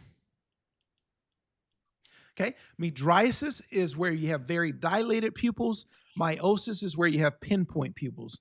And it's the M for meiosis is what they have in organophosphate poisoning. Okay, now, so organophosphate poisoning, how are you going to recognize this patient? This is your farmer or somebody with insecticides or pesticide exposure. They have pinpoint pupils plus a lot of wetness, like salivation, lacrimation, urination, defecation, gastrointestinal upset. Okay? So farmer exposed to pesticides, insecticides, all this wetness plus meiosis. What is meiosis again, Jackson? What is meiosis again? Sorry, my alarm went off and I blanked. What? Pinpoint pupils. Okay, meiosis is very pinpoint pupils, okay? Pinpoint pupils. Now, okay. What is the big safety? All right, here, let's give you guys a break for a moment. Who else could I, hey, Monica, can you turn on your camera? Susan, let's see. Susan, can you turn on your camera? Terrence, Troy. Hey, Tristan, let's bring Tristan in. We're going to put, all right, let's, Jackson, you got to go. All right, good job, guys. We're going to swap you out. Let's go, Tristan, and I need one more. Monica, you want to come in? Hold on. Sure. Okay, so Monica is already big bad paramedic. Let's see. Let's take Jackson out. And all right, Jackson, just say hello so I can find you in the list. There you Hello. go. All right, gotcha. All right, so now let's take them out. We're going to put in, let's go, Monica. Monica, say hello for me so I can find you. All right, Hello. cool. There you go. And then let's, who else did I say? Tristan, say hello for me so I can find you. Hello. There you go. Cool. When you talk, it pops you up to the top of my list for me. There you go. All right, so we've got, hey, Tristan, how you doing? Good, how are you? Good. So Tristan is actually new with us, Monica. Monica, you're OG around here. Tristan actually just joined us. Just was it this week or last week or? Yeah, this week. This week. All right. So Awesome. she's new to the family. So welcome, Tristan. And Tristan's also going to be joining us in our 3-day paramedic lock-in coming up in less than 2 weeks. She's going to be one of those. So let me just tell you what that is. We have something coming up called our 3-day paramedic lock-in. For those of you who've been in the community for a while and you know that you see how you planned on doing this in like 3 weeks, because we give you a 3-week game plan, not a 2-month game plan. But for some of you, it's now, you looked up and it's now been 2 months or 3 months. We literally have some of you have been here for 6 months and you haven't tested yet. This is designed for people like you to be able to help you. We're going to take what we normally do in like the 3-week program and we're going to compress it into 3 days. So it's going to be fast paced, it's high yield, but it's the one goal is to help you pass the test very quickly. I don't want you hanging around. Yes, I love you. I love having you in the family, but you didn't sign up just to sign up for a course. You signed up to pass this test because when you pass, now you're going to make more money. Your family will be better. You will be able to serve your community at a higher level. So for those of you who know that you need some help, get in with that 3-day program. I'll tell you how to do that a little later. Remind me to make sure I tell you about that. But Tristan's going to be one of those there. And we have some other people who signed up yesterday, and I'm not sure about today yet. All right, so now let's keep going. Where are you at, Tristan? Say it again. Where are you at with testing, Tristan? Like, how far are you in school? I'm finished with school. I took registry twice already, and I'm waiting to take it the 3rd attempt. Got it. Okay. And you got it. Landon, who just passed, who I announced this morning, he was on his 3rd attempt. Landon had 2 unsuccessful attempts, Tristan. He locked in with us, and he actually, from start to finish, he only joined us this month. from start to finish, 3 weeks later, he passed. He took the test yesterday, got the results today. All of this happened in under 3 weeks. It was like 2.5 weeks. Okay. So there's hope. So yeah, and that's exactly what we want to happen for you. And you're going to be a part of the 3 days. So you're going to get me live for 3 whole days. Okay, let's get back to this. So what is the big safety concern in organophosphate poisoning? Why is it a problem? Monica, how about we start with you? Oh boy. Why is it a problem? I don't think I've ever had this conversation with anybody. Okay. Well, let's talk about it. So because you're going to get dehydrated because you're losing all of your fluids. Okay. Well, that can happen. Your Absolutely, electrolyte that can happen. imbalance. But that's probably not what's going to kill the patient in the next few minutes. Because it's going to take a while for you to lose a lot of tears and enough poop to become hypovolemic. So what is going to be the problem? The biggest problem I would say here, your electrolyte imbalance. So it's actually even more serious than that. Let me tell you what it is. The biggest problem here is where, okay, so this is a nerve. All right, so of course we've got the nerve. Way up here, we've got the dendrite and the cell body. Then this part right here, this is our axon. This ending part of the nerve, that's called the terminal bouton. So what happens is this nerve, of course, nerves have to innervate a muscle. So let's say this nerve is called the phrenic nerve, and this muscle is called the diaphragm. So what happens is it actually impairs organophosphates. What they do is they impair the signal going from the nerve. So essentially you stop the nerve from working, and now you can't power up the diaphragm.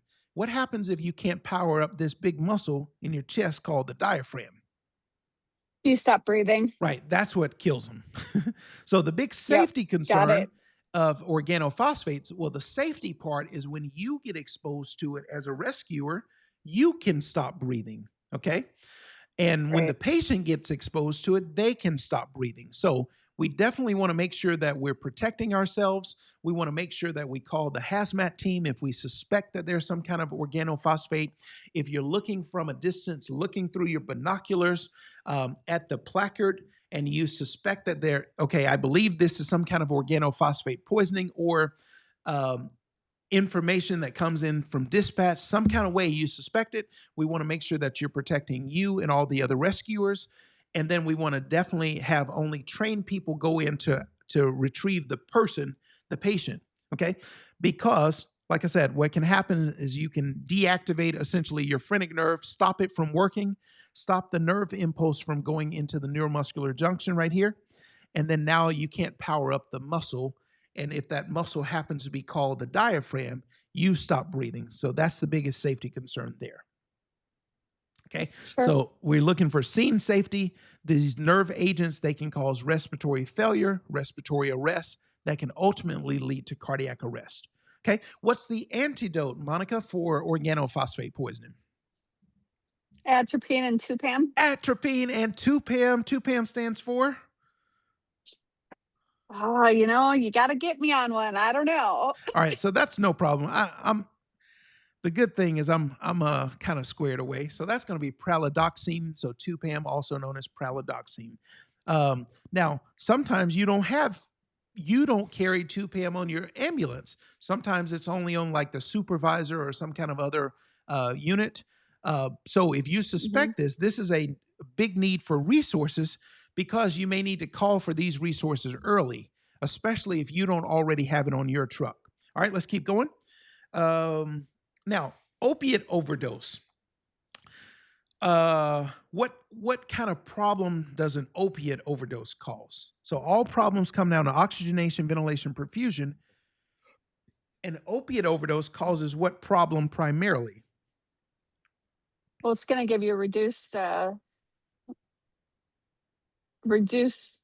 respirations. Okay. So if you don't breathe in, you're also not able don't to breathe blow out. Well, you can't get the oxygen, and you also can't ventilate. Okay, so the main I thing think it is it's affects going to both be a oxygen and ventilation ventilation. problem that causes, the respiratory depression is going to be a ventilation problem. And then the other thing that we associate with an opiate overdose is meiosis. Remember, we just talked about meiosis. What does that mean again? Pinpoint pupils. Pinpoint pupils. So the two conditions that you want to know, yes, other things can cause this, but the two top things I want you to know for meiosis, if you have a patient with very constricted pinpoint pupils, meiosis, the two top differentials are going to be organophosphate and opiate overdose. Okay. How would I separate if I got a patient with pinpoint pupils, meiosis? How do I figure out this is likely to be organophosphate or likely to be opiate? How do I separate those two? Oh, that's the next question. With organophosphate, they're going to be doing all the things that we just talked about in sludgem. Okay, so they're going to have a lot of secretions. So both opiates and organophosphate, they both have meiosis or pinpoint pupils associated with them. But organophosphates has all that wetness. So all the sludgem stuff. Okay, cool. So sludgem plus all this wetness. Let's go, Tristan. What's our antidote for opiate overdose? Narcan or naloxone. Narcan or naloxone. Check you out. Now, naloxone is classified as what? So it's used for opiate overdoses. So it's classified as antagonist. Huh? Antagonist. Okay, so an opiate antagonist. Keep it going. So how does it work? This opiate binds to the... So here's your opiate. There's your opiate, and here's your naloxone. They both compete for the same spot right here. And what is this thing called? What is this thing where they're competing? What receptor is this? The mu receptor. Okay, so this is going to be the mu receptor. It's spelled mu or the Greek symbol that. Okay, so that's mu. Opiate, the naloxone or Narcan mechanism is it competitively inhibits the mu receptor. So competitively binds, so the options are competitive or non-competitive. What's the difference? Anybody know that? So if here's a cell and here's a receptor, now, what's the difference between a competitive inhibition and non-competitive? So competitive binds to what's called the active site. So this is what's called the active site. Non-competitive binds to a different site, so non-active, but it's called the allosteric site. Okay, so we have an active site or we have an allosteric site. Competitive binds to the active. Okay, does that make sense? It's just what site does it bind to? That's the difference. Let's keep going. The opiate receptor, we just said that's the mu receptor. Let's keep it going. Now, okay, you got an airway obstruction. What are the 3 ways that we fix an airway obstruction? Let's go, Monica. You're going to bag them. And then bag them with a BVM and then do an opiate and oxygen. Now, that is not an airway. First. Because remember, everything comes down to oxygenation, ventilation, perfusion. You said bag them, and that just sounds so bad. But to use a BVM, that actually fixes what problem? Remember, all problems are oxygenation, ventilation, or perfusion. When you use a BVM, that fixes what problem? Ventilation. Okay. Ventilation. So an airway obstruction, though, is not a ventilation problem. I mean, it can. So our first thing is going to open the airway. Yeah, so this is primarily an oxygenation problem. The 2 ways we fix an oxygenation problem, number 1 is going to be something with the airway. Number 2 is we give them oxygen. And this question is saying, what do you do for the airway itself? What are the 3 ways that you can relieve an airway obstruction? What is that going to be, Monica? Open the airway. First thing is we open the airway. What else can we do? Give them oxygen. Well, and we can keep the airway open by putting an adjunct in. Okay, so this is the way I want you to know it. The 3 things that we do for an airway, to keep it simple, we open it, we clear it, and then we keep it open. We open it. What are our 2 ways that we open an airway? With a jaw thrust or a head tilt chin lift. Head tilt chin lift or modified jaw thrust. What are the ways that we clear an airway? What's the main way we clear it? Suction. Suction. If it's a kid, we suction for no more than 10 seconds. Adult? 15. Okay. And then we keep it open with what devices? A nasal or an oral airway. Okay, so an oropharyngeal or a nasopharyngeal airway. So OPA or an NPA. Cool. All right, cool. So the three ways we take care of airway obstructions: we open the airway, clear it, or keep it open. Those are the options. Open it, clear it, keep it open. How do you open it? We just said a head to chin lift or jaw thrust. Most common airway obstruction. We talked about this earlier. Mucus or the tongue. Okay, mucus, tongue. Okay. The most common is going to be tongue, but then, we'll follow that by mucus. We just went over this. We suction. Boom. All right, man, check us out. Okay. Now, oh, man, I skipped ahead. Why do we not suction for more than 10 or 15 seconds? Why? It's not just, that's just a number. Why? We're sucking all the oxygen out. Or we don't want to suck all the oxygen out. Then they'll become even more hypoxic. Wait a minute. If we suck out all the oxygen, they become hypoxic. That's going to lead to? Well, that's a problem. Acidosis. Well, hold on. Because retention of the CO2. Respiratory distress. So think about, we're talking about oxygen. So if we suck out all the oxygen, that leads to hypoxia. Hypoxia leads to respiratory distress. Respiratory distress leads to respiratory failure. Respiratory failure leads to respiratory arrest. Respiratory arrest leads to cardiac arrest. So ultimately, we could stop their heart by sucking out all the oxygen because of all the things that it leads to. Here, let's do that one more time. So remember, and this is so important. This applies to like everything. Remember, we have ischemia, then we have hypoxia, then we have respiratory distress, then we have respiratory failure, then we have respiratory arrest, then we have cardiac arrest, okay? And notice how I was talking about something else earlier, and now we're talking about suction, and it's the same thing. The underlying physiology doesn't change. No matter what the cause is, all of these things can happen.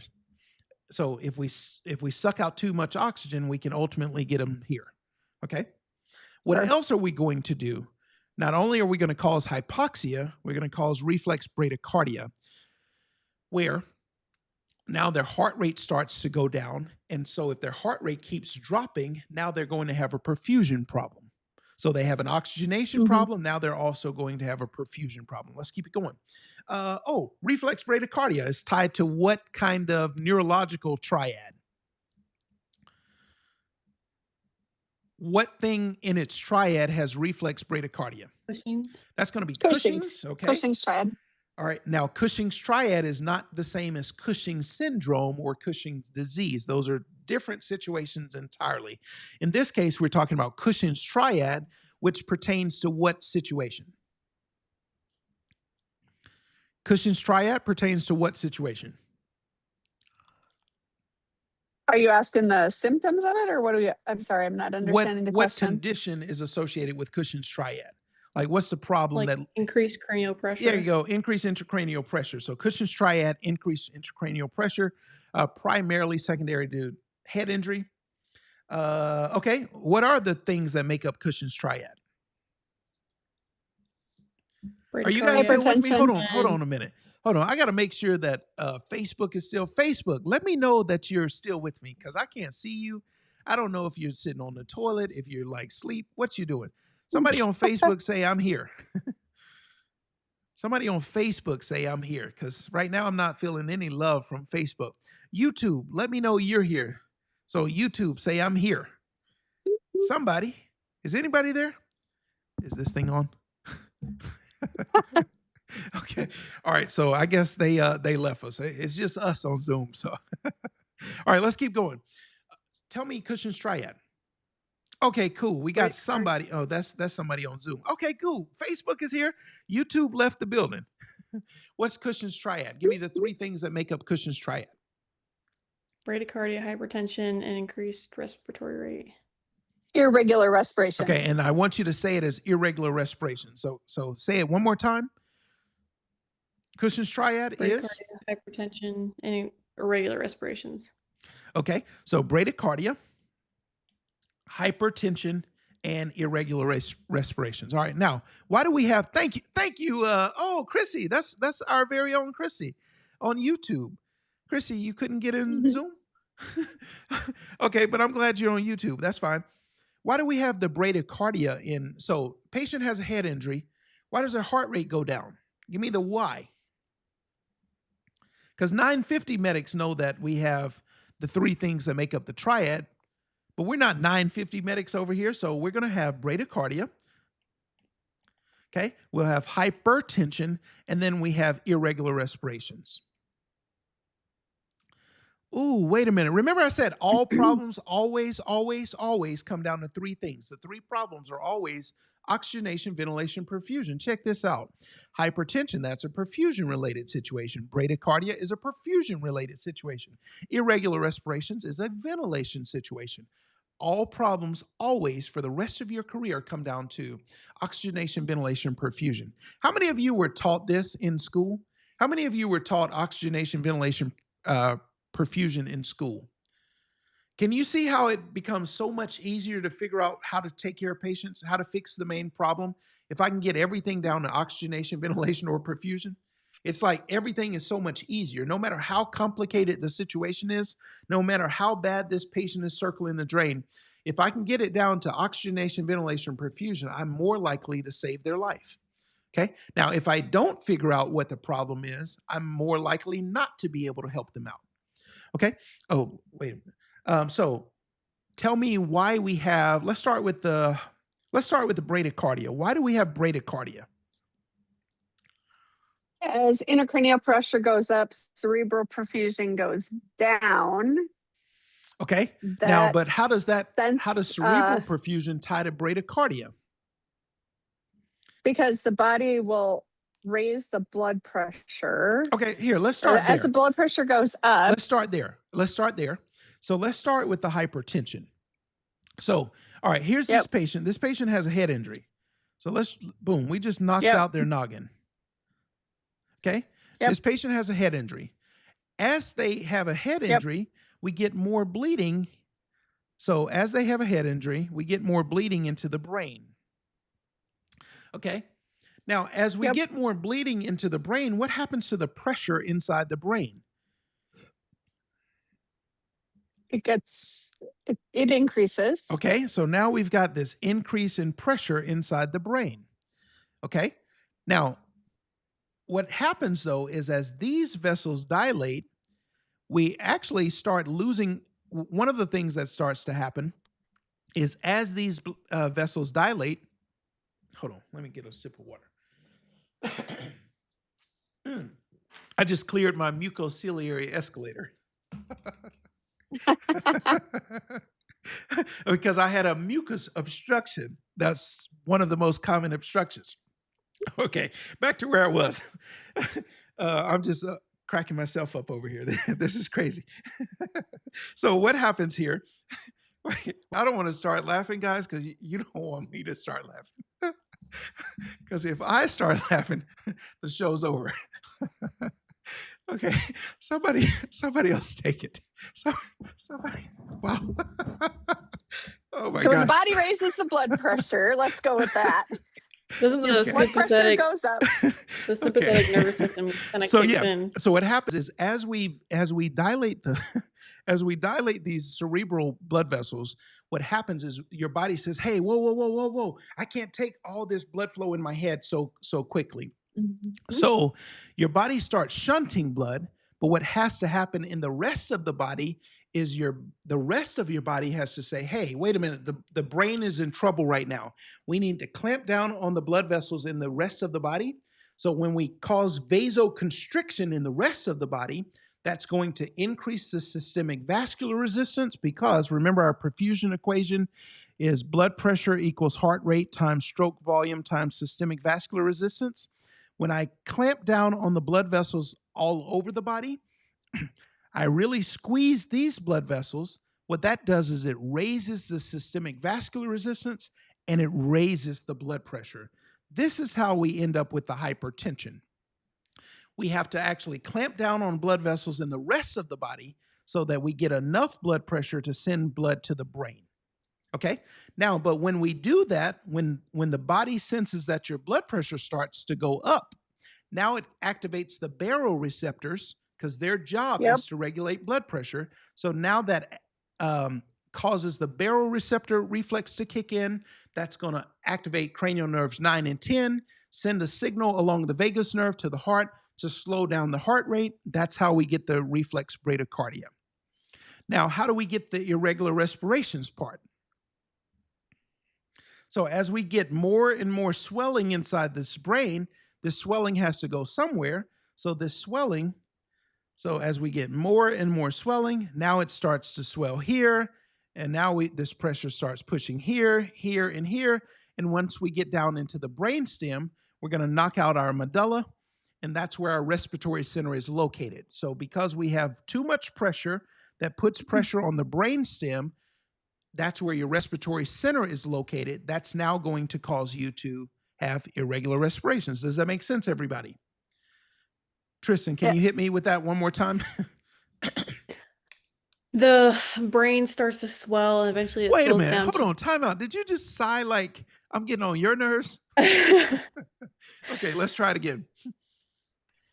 The brain starts to swell and then it swells down to the brainstem, and that's where like your respiratory like functions are. So when that swells so much, it like pinches it off, which makes it abnormal. Nice. Okay, so that's the irregular respirations part. Explain the hypertension associated with Cushing's triad. There was the sigh again. Did you heard it too, right? Okay, I thought I was the only one. It's my brain thinking. Okay, so help her out, Monica. What was the question? Oh my Sorry, I goodness, was so both of focused them are on her spazzing sighing. out over here. We're just We going need more downhill. oxygen. So why do you So have hypertension. hypertension in head injury?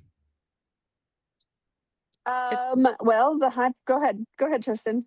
It's like I'm hard to explain this. It's like the brain realizes that like it's not getting anything, so it's like pushing harder to get blood to the brain, which makes it increase. Yes. So you have systemic vascular resistance. So you have more pressure that causes you have more vasoconstriction in the rest of the body. That vasoconstriction clamps down on the blood vessel, raises the resistance, and when you raise the systemic vascular resistance, you also raise the blood pressure. So you end up with a high blood pressure in the body due to vasodilation in the brain. Okay, that's your body's compensation to keep blood flow. Remember, everything is about getting blood flow to perfuse the brain. All right, just in the interest of time, we're going to stop there because I got so much more to cover. We talked about ways that we keep our airway open, OPAs and MPAs. So those are our adjuncts. Now, here's what I'm going to do. I'm going to just speed ahead quickly because I want to get to some other cool stuff. Because some of this we covered. This is more respiratory stuff, but obviously respiratory is a big topic on the exam. Let's go here. I'm gonna get out of respiratory for a minute because that's a lot of respiratory questions actually. This is something that you absolutely need to know. Here, let's start on this one. CPAP contraindications. If they're not Altered mental status. Okay, and hypotension. Okay, give me another one. Give me another contraindication for CPAP. Facebook, help them out. All right, stuff in the airway. So altered mental status, a drop in blood pressure, that's hypotension, not able to follow commands, or not breathing. Like they have to be spontaneously breathing on their own in order for you to use CPAP. Now, this is a very important question. So any kind of airway obstruction, of course, that's a contraindication. Very important topic here. When do you use CPAP versus when do you use BVM? Okay, CPAP, all right, remember everything is about oxygenation, ventilation, perfusion. When it comes to oxygenation, we either fix the airway or we give them O2. We give them O2 in different ways depending on whether they have mild, moderate, or severe respiratory distress. So we give oxygen primarily for respiratory distress. We use a BVM for respiratory failure. Okay, so CPAP falls under here for severe respiratory distress. We do not use CPAP for respiratory failure. Respiratory failure, the fix for that is going to be BVM, But of course, it's never BVM by itself. It's BVM plus an OPA or an NPA, and we're going to power it up with oxygen. So for respiratory failure, your answer is BVM, airway adjunct oxygen. For severe respiratory distress, then it's CPAP. Now, some patients are kind of on that little in between. They're like tiptoeing from respiratory distress, severe respiratory distress, into respiratory failure. How do you figure out the difference, Monica? And then we'll go to somebody else. You guys are tiring out on me. I mean, they're sighing and everything. I think, yeah, I am getting tired. Okay. The difference between respiratory distress and respiratory failure is, I mean, obvious. I don't even know how to explain it. So yeah, go to somebody else, because I'm going to say that it's getting really bad. You can Okay. tell when you look at them. The way I want you to know it. Here's how I they're want you not to, let's just simplify it for everybody. We'll just go to me for just a moment. perfect. Respiratory distress is no matter how difficult it is, they still have some fight left in them. So respiratory distress is where they can still fight. Okay. If they can still fight, we're going to give them some oxygen to try to help them out. However, respiratory failure is when they can no longer fight on their own. They quit fighting. Okay. Now, when do you quit fighting? You're too tired. You're fatigued. And when you quit fighting and you're tired and fatigued, you have shallow respirations, inadequate respirations, slow respirations. All of those are kind of buzzwords for, oh yeah, this is respiratory failure. And once they're in respiratory failure, we use BVM, but never by itself. It's BVM plus adjunct plus O2. If they can still fight, even if they're struggling, if they still have a little fight left in them, we give them oxygen, okay? For mild distress, we're going to use a nasal cannula. Moderate, we're going to use a non-rebreather or a nebulizer. Severe, we'll probably use CPAP unless it's contraindicated. Let's keep going. Let's go to some, is everybody still, I mean, I can just go and go and go. Is everybody learning something today? Give me type the word nugget in the chat if you've had some aha moments tonight, or if you've learned something, or you had a refresher of something. All right, we got a few nuggets, okay? What about Facebook and YouTube? Any nuggets for Facebook and YouTube? In fact, tell me what you did learn tonight, especially those of you who are not in our community already. The people that you're seeing on Zoom, they're already our students. They're actively our students now. But what about the rest of you? What did you learn tonight? And while you're doing that, I'm going to skip ahead. We're going to get to some, let's go to this cardiac. Oh, that's intubation stuff. Here, we can hit no, I want to get to some cardiac questions. All right, type in the chat exactly what you've learned so far today. Oh, I do want to cover this intubation part because this is kind of important. All right, let's hit some easy questions. Who can I get now?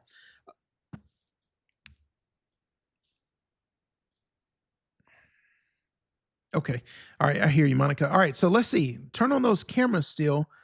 We got Ty and Troy. Can you two both come on? Is this Tyrese? Ty, can you come on? And Troy. Yes, sir. We got two Troys. I'm not sure which one you are. All right, Ty, let's bring you in. And then I just got out work. It's looking rough right now. Who is that? Ty. Okay, hey Troy, can you come on? Yeah, what's up? Okay, hold on. Let me find you. Okay, there you go. Can you come on? Is your camera on? Yep. There you go, my man. Handsome young man. You ready?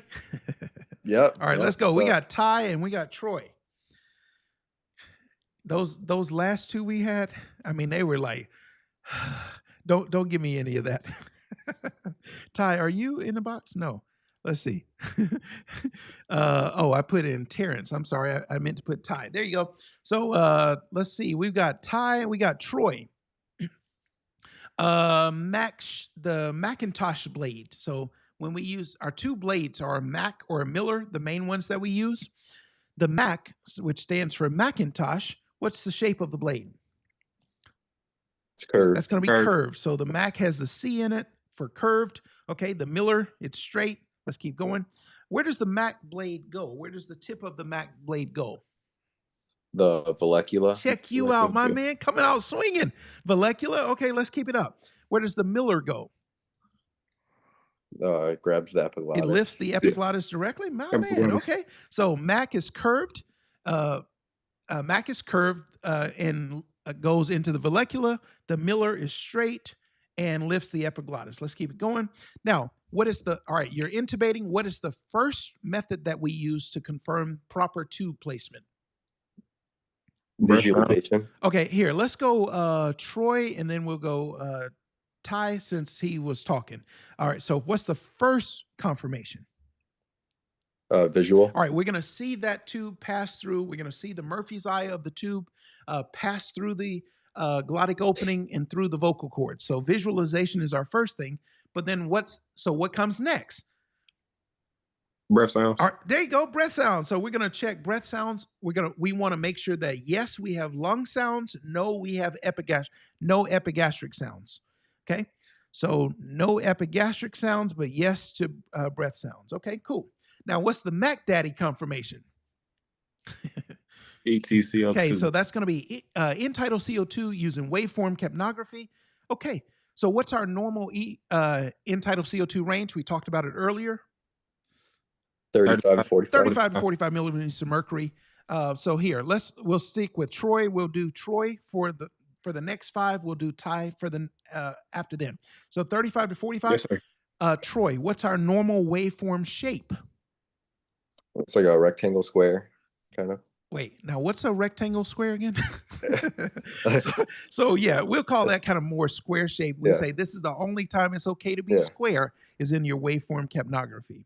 Okay, now what if instead of having a square waveform, by the way, this part right here is what phase of the respiratory cycle? This part is what?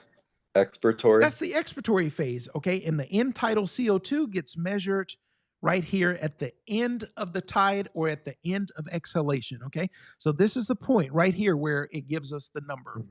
And then this other little part, this part here is what phase of breathing? Inspiratory. Okay, so let's say instead of having a nice square waveform, which is what you want a nice square waveform and you want a normal value of 35 to 45 millimeters of mercury. What you don't want to do is chase the number, okay? They're going to have whatever they have, but let's say you need to ventilate for them. It's not that you're going to automatically just try to adjust the breathing just to get you down to a number. The reason they're breathing a certain way, let's say they're breathing 30-something times a minute when you get to them. You probably are going to have to breathe closer to 30 times a minute until the blood gases are getting more imbalanced. Getting more balanced is what I'm trying to say. So just because let's say they're breathing fast, that does not automatically mean that you breathe for them at a much lower rate. That may not be enough. So you have to sometimes match how they're breathing until we can kind of get them and improve their oxygenation, their ventilation, their perfusion. So let's say Troy, instead of having a normal square waveform, let's say they have more of a shark fin kind of waveform. What does that pattern suggest? Oh, like bronchospasm? Right, some kind of bronchoconstriction. So some kind of bronchospasm. It can be due to a lot of different things. It can be due to COPD. It can be due to asthma, status asthmaticus, but we're going to loosely call that bronchospasms. Okay. Okay, I just said that. Perfusion equation, Troy. Would it be I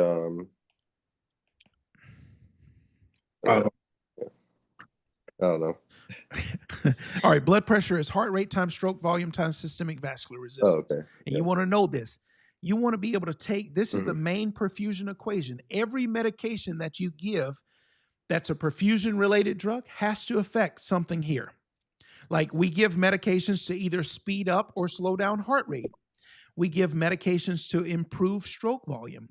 We give other medications to either dilate or constrict the blood vessels.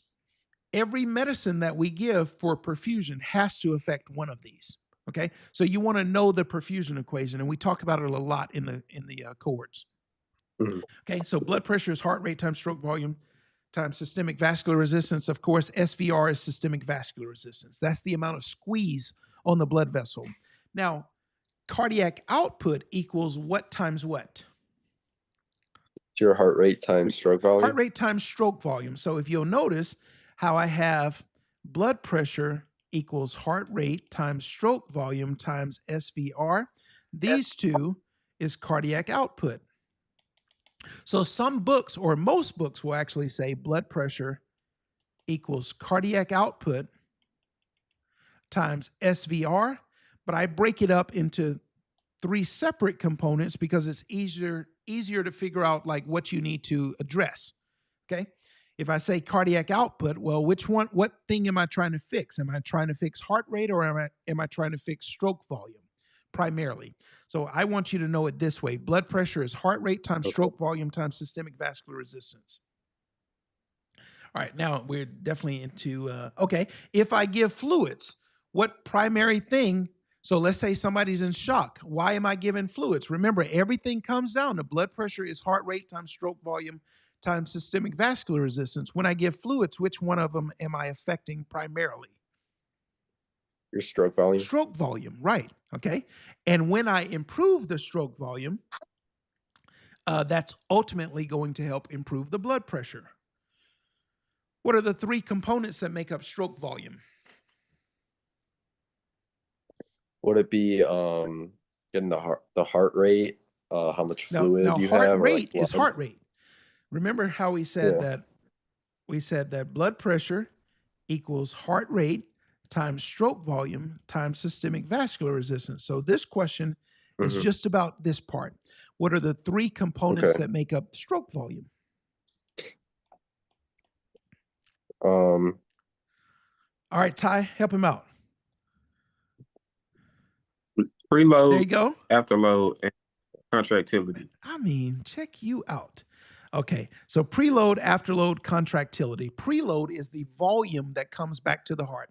So if I have a heart, okay, remember how blood comes in.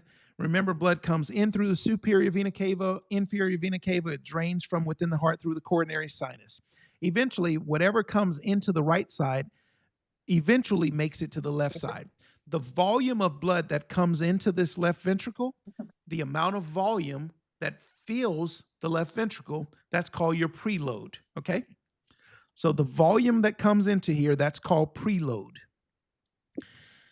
Afterload is, so when it comes in, that's preload. Afterload is when it pushes it out. So the resistance that it has to overcome, so let's say this is the aortic valve, and there's resistance on this side pushing against it. The resistance that it has to overcome to open up this valve and push it in this direction, that's called afterload. Afterload is the resistance you have to overcome to get it out of the left ventricle. And then when it comes into the left ventricle, that's called preload. So far we covered preload and afterload.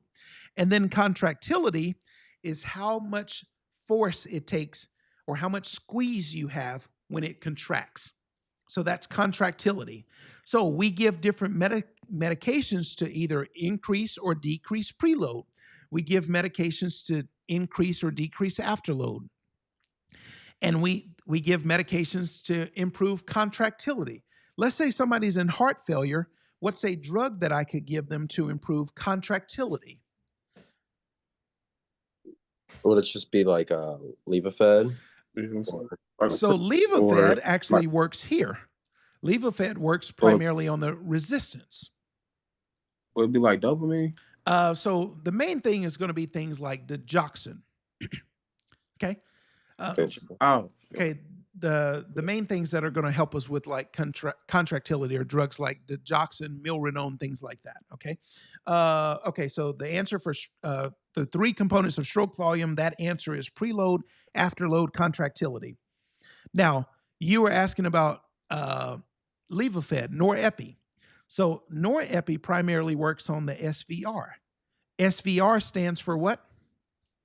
Let's go, Ty. Systemic vascular resistance. Okay, so systemic vascular resistance. So this is the amount of squeeze on the blood vessel, or it's either constricted or it's dilated. So how much squeeze we have, how much constriction or dilation, that is the resistance. when we give epi, it's primarily working on the squeeze. So it's primarily causing vasoconstriction that increases the resistance and increases the blood pressure. Okay, now, all right, let me ask you guys, because you guys know I could just do this for hours. But I want to be respectful of the time. I do know it's getting late, especially for people on the East Coast. Do you guys want me to keep going, or are we good? Because, I mean, I can go for like 15 more minutes if you guys are okay. Or we can stop. Let's go. Let's keep going. Let's keep going? Okay, you guys say keep going. I'm ready to keep going. Let's go. YouTube, Facebook, are you still with me? Let me know that you're still there. Make sure you're commenting in the chat, everybody. So, epi. Let's go, Ty. Epi helps. What's this question? Okay. Epi improves your blood pressure because of what main effect? So what are the 3 effects of epi? Alpha 1, beta 1, and beta 2. Alpha 1, beta 1, alpha 1, beta 1, beta 2. The alpha 1 effect causes what? Increase heart rate? No. Vasoconstriction. Okay, the alpha 1 is what causes that squeeze. So when we squeeze the blood vessel, that increases the systemic vascular resistance and that increases the blood pressure. So this question is asking, how does epi raise the blood pressure? It's because of the alpha 1 effect.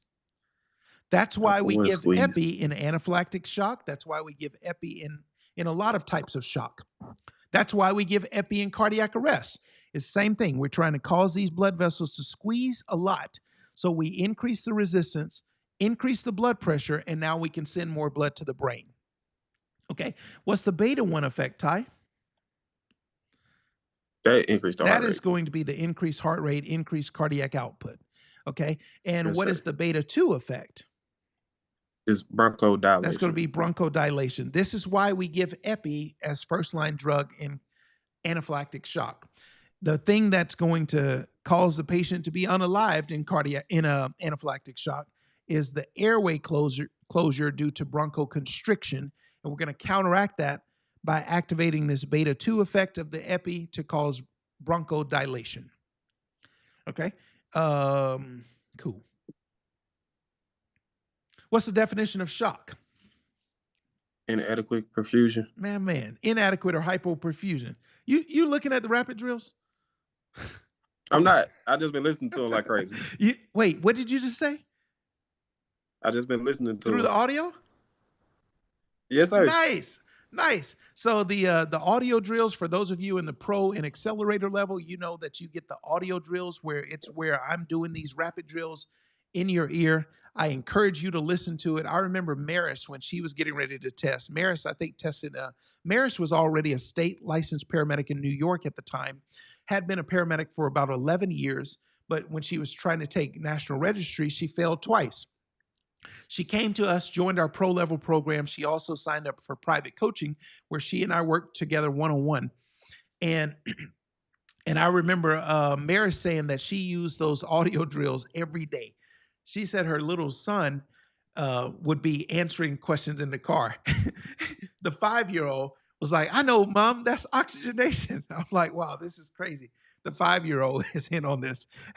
And then Ty said, yes, don't forget about the flashcards. Absolutely. For those of you, everybody gets access to that. And then for those of you at Pro and Accelerator, in the bonus resources, you have an additional set of flashcards. And Jeff says that the repetition is key. Yes, you will notice that there's so much built-in repetition in the program. Repetition, of course, is the mother of learning. Oh, I got to do this one. So, Ty, there's one sentence that we use to remember our categories of shock. What's that? Heart pumps blood through vessels unless blocked. My man, the heart pumps blood through vessels unless blocked. That is a true statement. Your heart, what does it do? It pumps blood. How does it do it? Through vessels. When does it not do it? If there's a blockage. So everybody on YouTube and Facebook, watch me for a moment. So what we're going to do is we're going to take this sentence, the heart pumps blood through vessels unless blocked. That's a true statement. That really is what your heart does. Watch what I do here. We're going to take, okay, now the heart pumps, and then blood, then vessels, and blocked. That happens to be your 4 categories or subcategories of shock.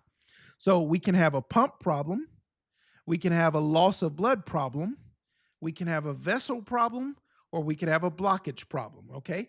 So if we have a pump problem, that's cardiogenic shock. The heart pumps. What does it pump? It pumps blood. If we lose blood, specifically, that's called hemorrhagic shock. If we're losing fluid, that's hypovolemic shock. It pumps it through vessels. The heart pumps blood through vessels.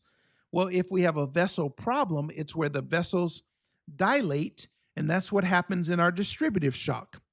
We can also have a blockage, and that's where we're going to have some kind of obstructive shock, okay? So the heart pumps blood through vessels unless blocked. How many of you just had a moment right there? All right, let's keep going. So shock, give me signs of shock. We talked about it earlier tonight. AMS. Altered mental status. What else? Low blood pressure. Okay, hypotension would be a late thing. What else? Increased heart rate with symptoms. Okay. Nice. Increased respiratory with symptoms. Okay, and delayed cap refill, pale, cool, clammy, pale, cool, diaphoretic skin. Nice. Boom. All right, the MAP. In this case, we're talking about mean arterial pressure as opposed to mean alveolar pressure. So what is the mean arterial pressure that we need to keep the tissues alive? 65. Greater than 65 millimeters of mercury. After then, we don't have enough perfusion to keep the tissues alive. The organs start dying. What's our organ priority? What's the most important? And then what are other like top important organs? What's the most important? Brain, heart, followed and by kidney. what? Heart, kidneys. All right, it's brain followed by heart followed by kidneys. When things start going crazy, they get sacrificed in reverse order. So one of the first organs that gets damaged is your kidneys. This is why one of the most important tests to check to see how bad somebody is their kidney function. So some tests that we would check, we could do a urinalysis to see what's showing up in the urine, to see if the kidneys are still making urine, are the kidneys functioning properly. We can also do kidney labs like the BUN creatinine. So the body is trying to do everything possible to keep the brain alive, followed by the heart, followed by the kidneys. However, when things start going bad, kidneys, eventually we lose them. We lose the heart, eventually we lose the brain, okay? Shock. What's our first treatment for shock? Is it fluids? No. No. What's our first treatment for shock? Keep them warm, keep them dry. Okay, even before then, yes, we need to do that. We especially need to keep them warm because we know that hypothermia is one of the big killers in the trauma triad of death. So, but what's even more important than that? We got to control severe bleeding because think about it. If I keep them warm, but they lose all their blood on the street, they're still dead. Okay. They're warm and dead though at that point, as opposed to warm and alive. Okay. And no, I'm not trying to make fun of this. I'm just saying that's kind of the situation. But then after we control severe bleeding, yes, you are right. We're going to check oxygen, check glucose, and then we're going to, why is it so important that we check their glucose? The brain has to have enough glucose. If they become hypoglycemic, that can actually harm them in minutes. Hyperglycemia can also affect them, but it just takes a lot longer. Hypoglycemia, you're talking minutes. Now, after you do all of that, then what you said is we're going to keep them calm. That's going to activate their parasympathetic nervous system because think about it, they're probably likely to have increased heart rate with symptoms to start with. But we need to calm them down so that heart rate can come down so that we can maintain the cardiac output. So we're going to keep them calm. We're going to keep them warm. We're going to keep them dry. Okay. Now, when do we start pumping fluids into them? Who am I talking to? Troy. Troy, when do the fluids come in? I would say it would be if their MAP is below the 65. Okay. Definitely if the MAP is below 65, well, we for sure need some fluids. We're going to start with that. We're going to start with a fluid bolus. If that doesn't work and their MAP is still below 65, then what are we going to do? Think about using like a pressor. We're going to probably go with a pressor. What's like probably our thing? pressor of choice in mini shocks? Norepinephrine. That's going to be norepi. How are we going to mix that norepi drip? I think that's actually piggyback it, right? With you piggyback it, or mix it. I don't know. Okay. I like that. Just say I don't know. Say that again, Ty. I said I believe you can put epi in a 250 normal saline bag and then turn it into a drip. Okay, so here's what we're gonna do. We're gonna take our epi. So we're gonna pull up our norepi out of the vial. All right. So we've got, typically it's going to be 4 milligrams. Now you need to verify the concentration that you have, that you got from your pharmacy or whatever's in your drug box. You always want to know what concentrations you have. As a part of doing your truck check off, your rig check, or if you're on the aircraft, as a part of doing the aircraft check, you want to make sure that you always know what concentrations of things you have. Where this really becomes an issue is things like ketamine or fentanyl or Versed. They come in lots of different package concentrations. Morphine. I mean, really any medicine, but especially like ketamine, because you would want to know if you have you want to know if you have a 5 ml vial or a 10 ml vial. Because if this one has 500 milligrams and this one has 500 milligrams, they both have the same number of milligrams, but the amount you give to the patient is very different. So you want to know, is this 510 or is this 505? Because that definitely changed. Christian says he needs my booklet. Christian was talking about this little flip chart that I have where I literally have like my norepi, how to mix up a norepi drip, how to do an amiodarone drip. I've got so many, like I've got my little hand drawings. I've got a ketamine chart and so many other things in here. We really do need to make some more of these. We've had so many questions. We're probably like 50 people have asked at this point. So let's go back to where we were. Let's talk about this. We were talking about the norepi. We're going to take this 4 milligrams of norepi. We're going to mix this in. Now, this is depending on your protocols. But one way to do it is like a 250 ml bag of D5. We're going to take this. We're going to draw up our vial of epi, inject that. Well, we would inject it here. We're going to inject that into the bag. We'll gently mix that. We don't shake it aggressively or anything. We just gently mix it. And then, so now that this now contains your norepi plus your D50, we're going to attach this to a 60 drop set. And then we're going to run that into the patient. Okay. Using a 60 drop set. Here, let's see. All right. What questions do you guys have? We're going to stop now just because of time, and I want to be respectful of the time. What questions does anybody have? Facebook, I can't see you, so let's give the Facebook people a moment. Facebook, what questions do you have? I'm not even like halfway through the deck. But for all of you who are in the pro level or the accelerator, you actually get all of this in the rapid drills. There's the audio version of it, you get the PDF version of it, and you get the flashcard version of it. So for everybody, Facebook or YouTube, go ahead and tell me what your questions are. All right, let's give them a quick moment.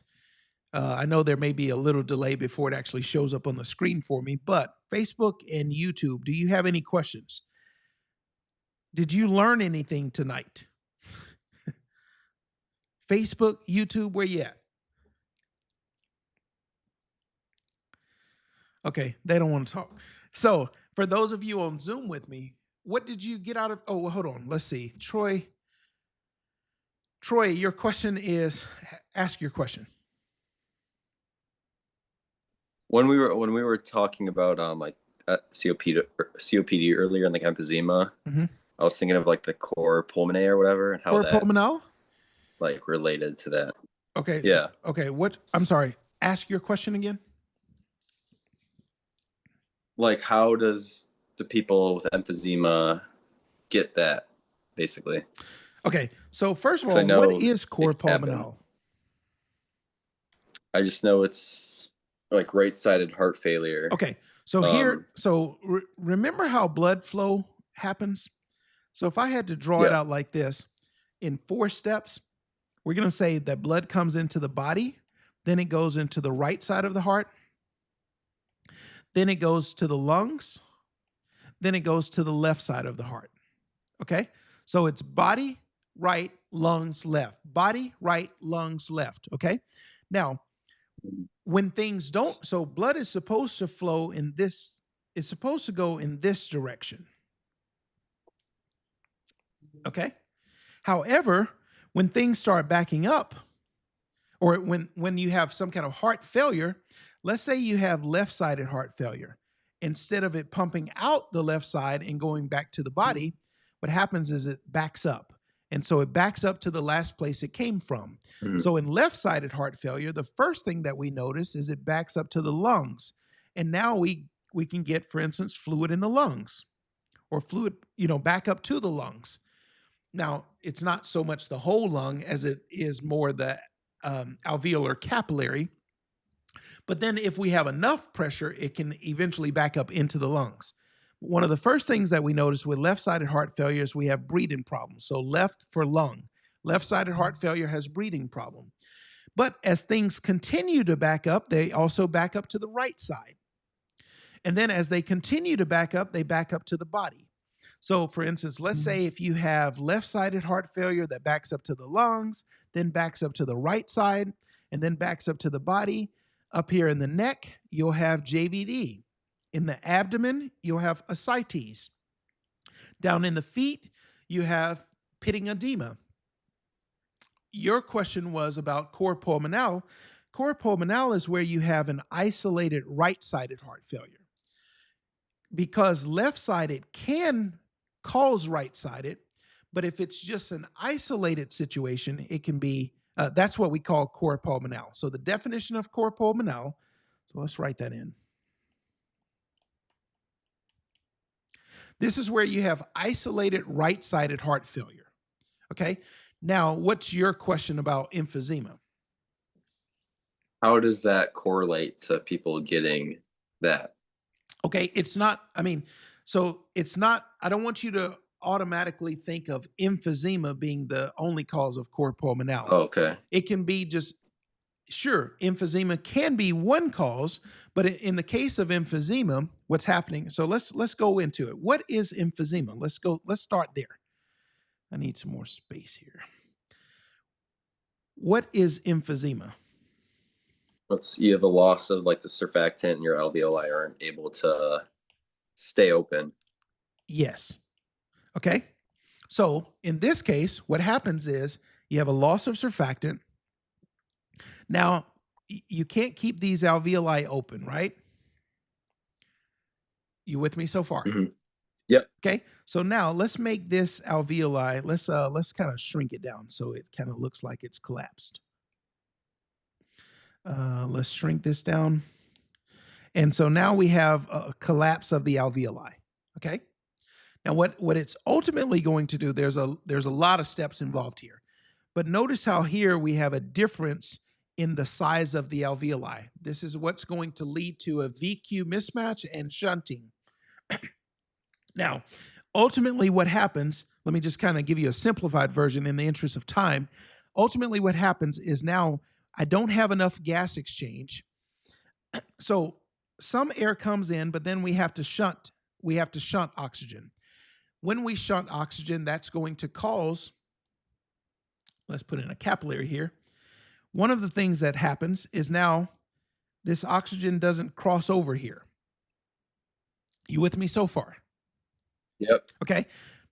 The other thing that happens, I'm gonna skip a few steps just for time's sake. No worries. But one of the other things that happens is when we have this shunting, we have constriction in some vessels, we have dilation in other vessels. Now, hang on a second. I've been talking for hours today.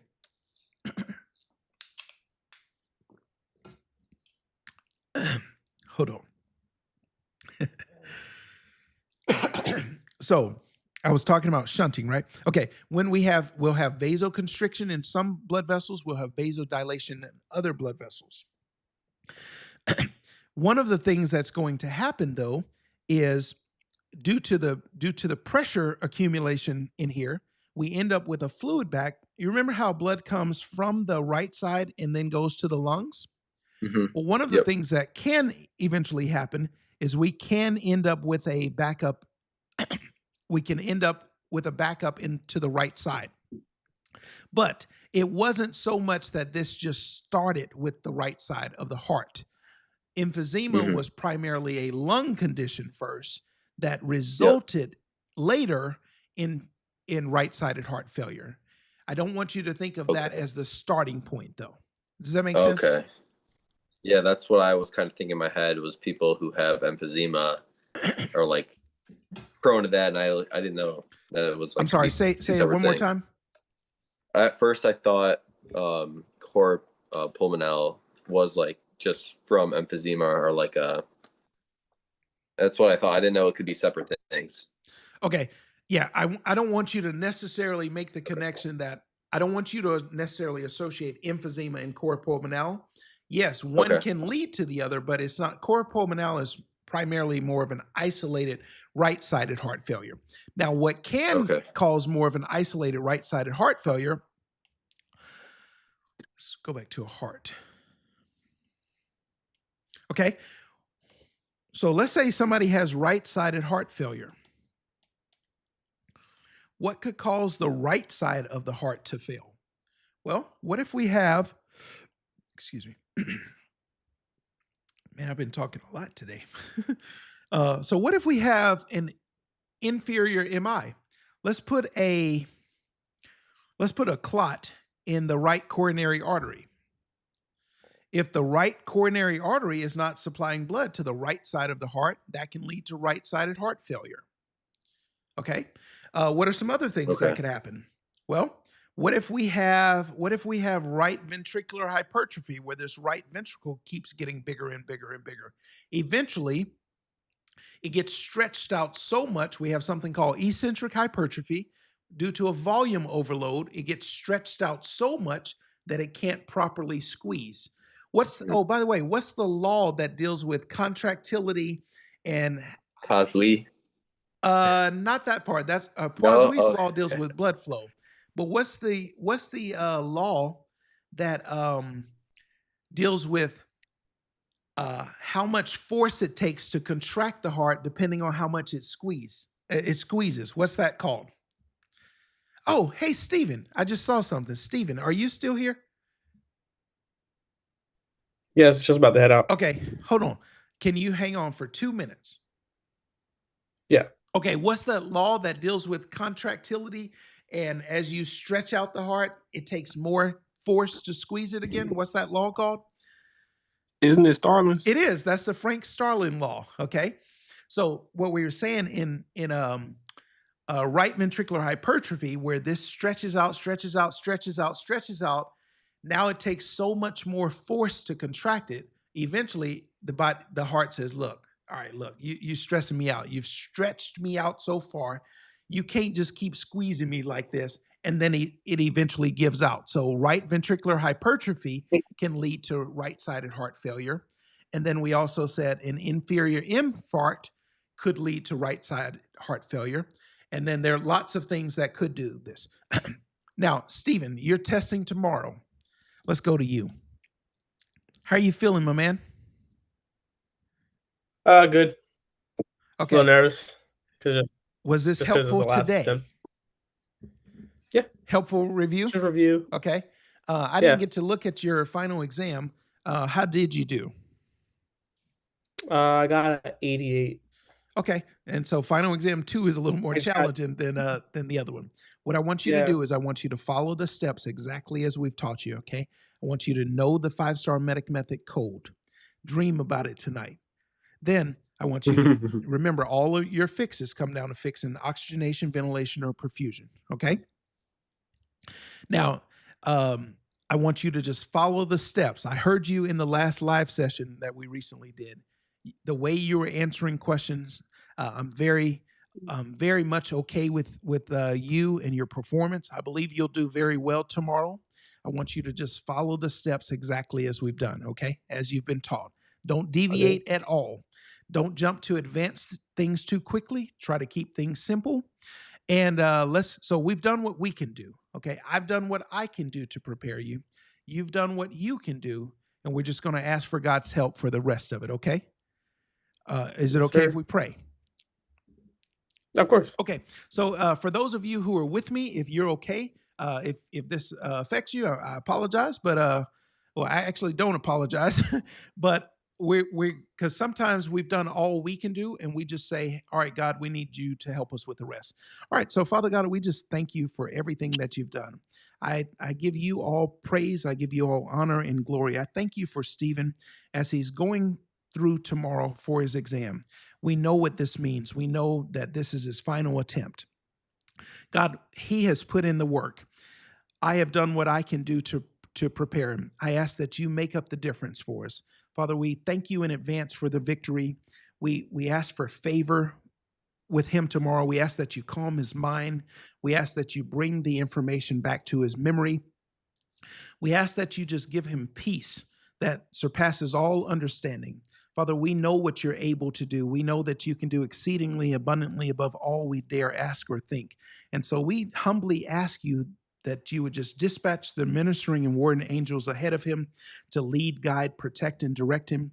We cancel the assignment of the enemy. We decree and declare that no weapon formed or fashioned against him will be able to prosper. It's in your name we pray. It's in your name that we ask your blessings. In Jesus' name we pray. Amen. Amen. All right, my man. Amen. Go get it, buddy. All right, you got this, this, champ. Steven. I want you to go and I want you to get some rest. What time is your exam tomorrow? 8:45.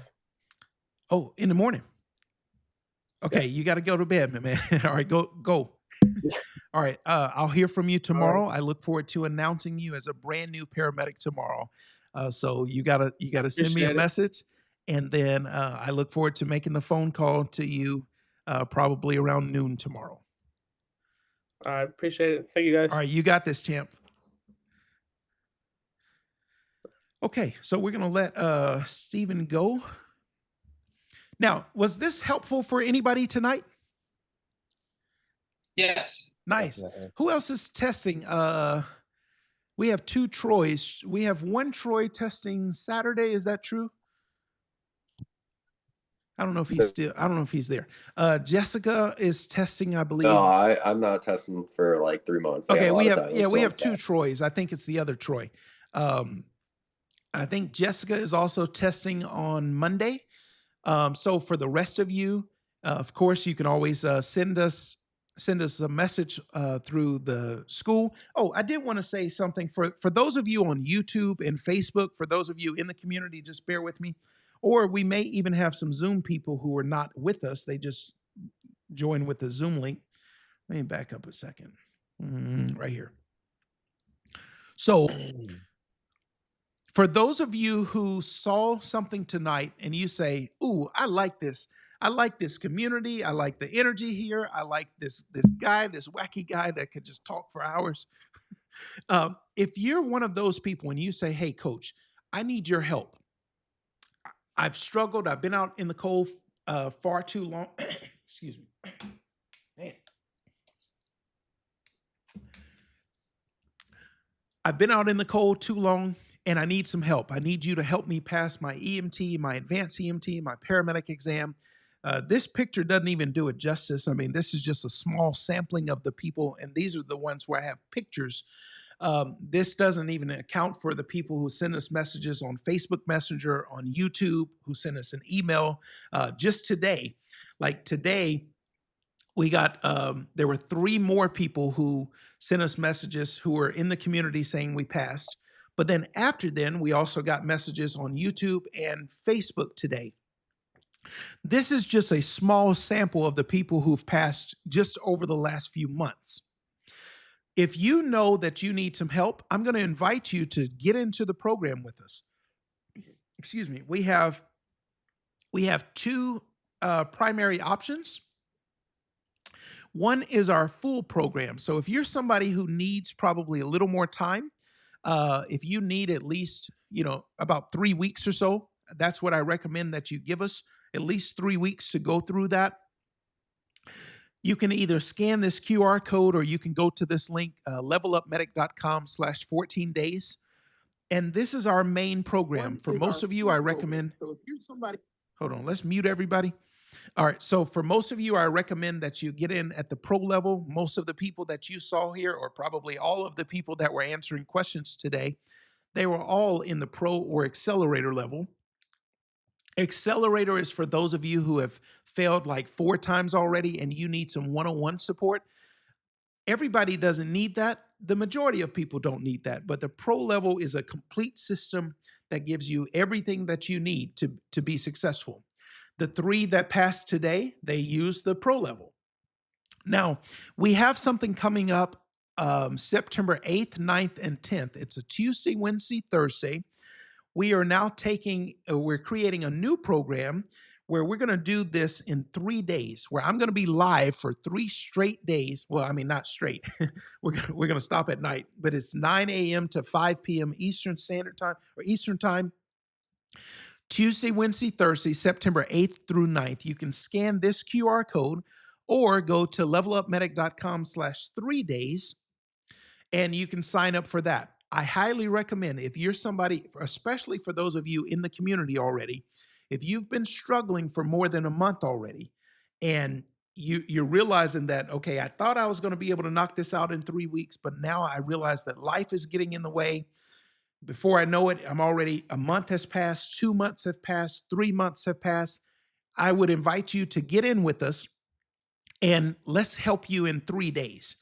The goal for this is you're going to come to this training for 3 days, that Tuesday, Wednesday, Thursday, September 8th, 9th, and 10th. And then I want you to learn what you need. I want you to lock in with me.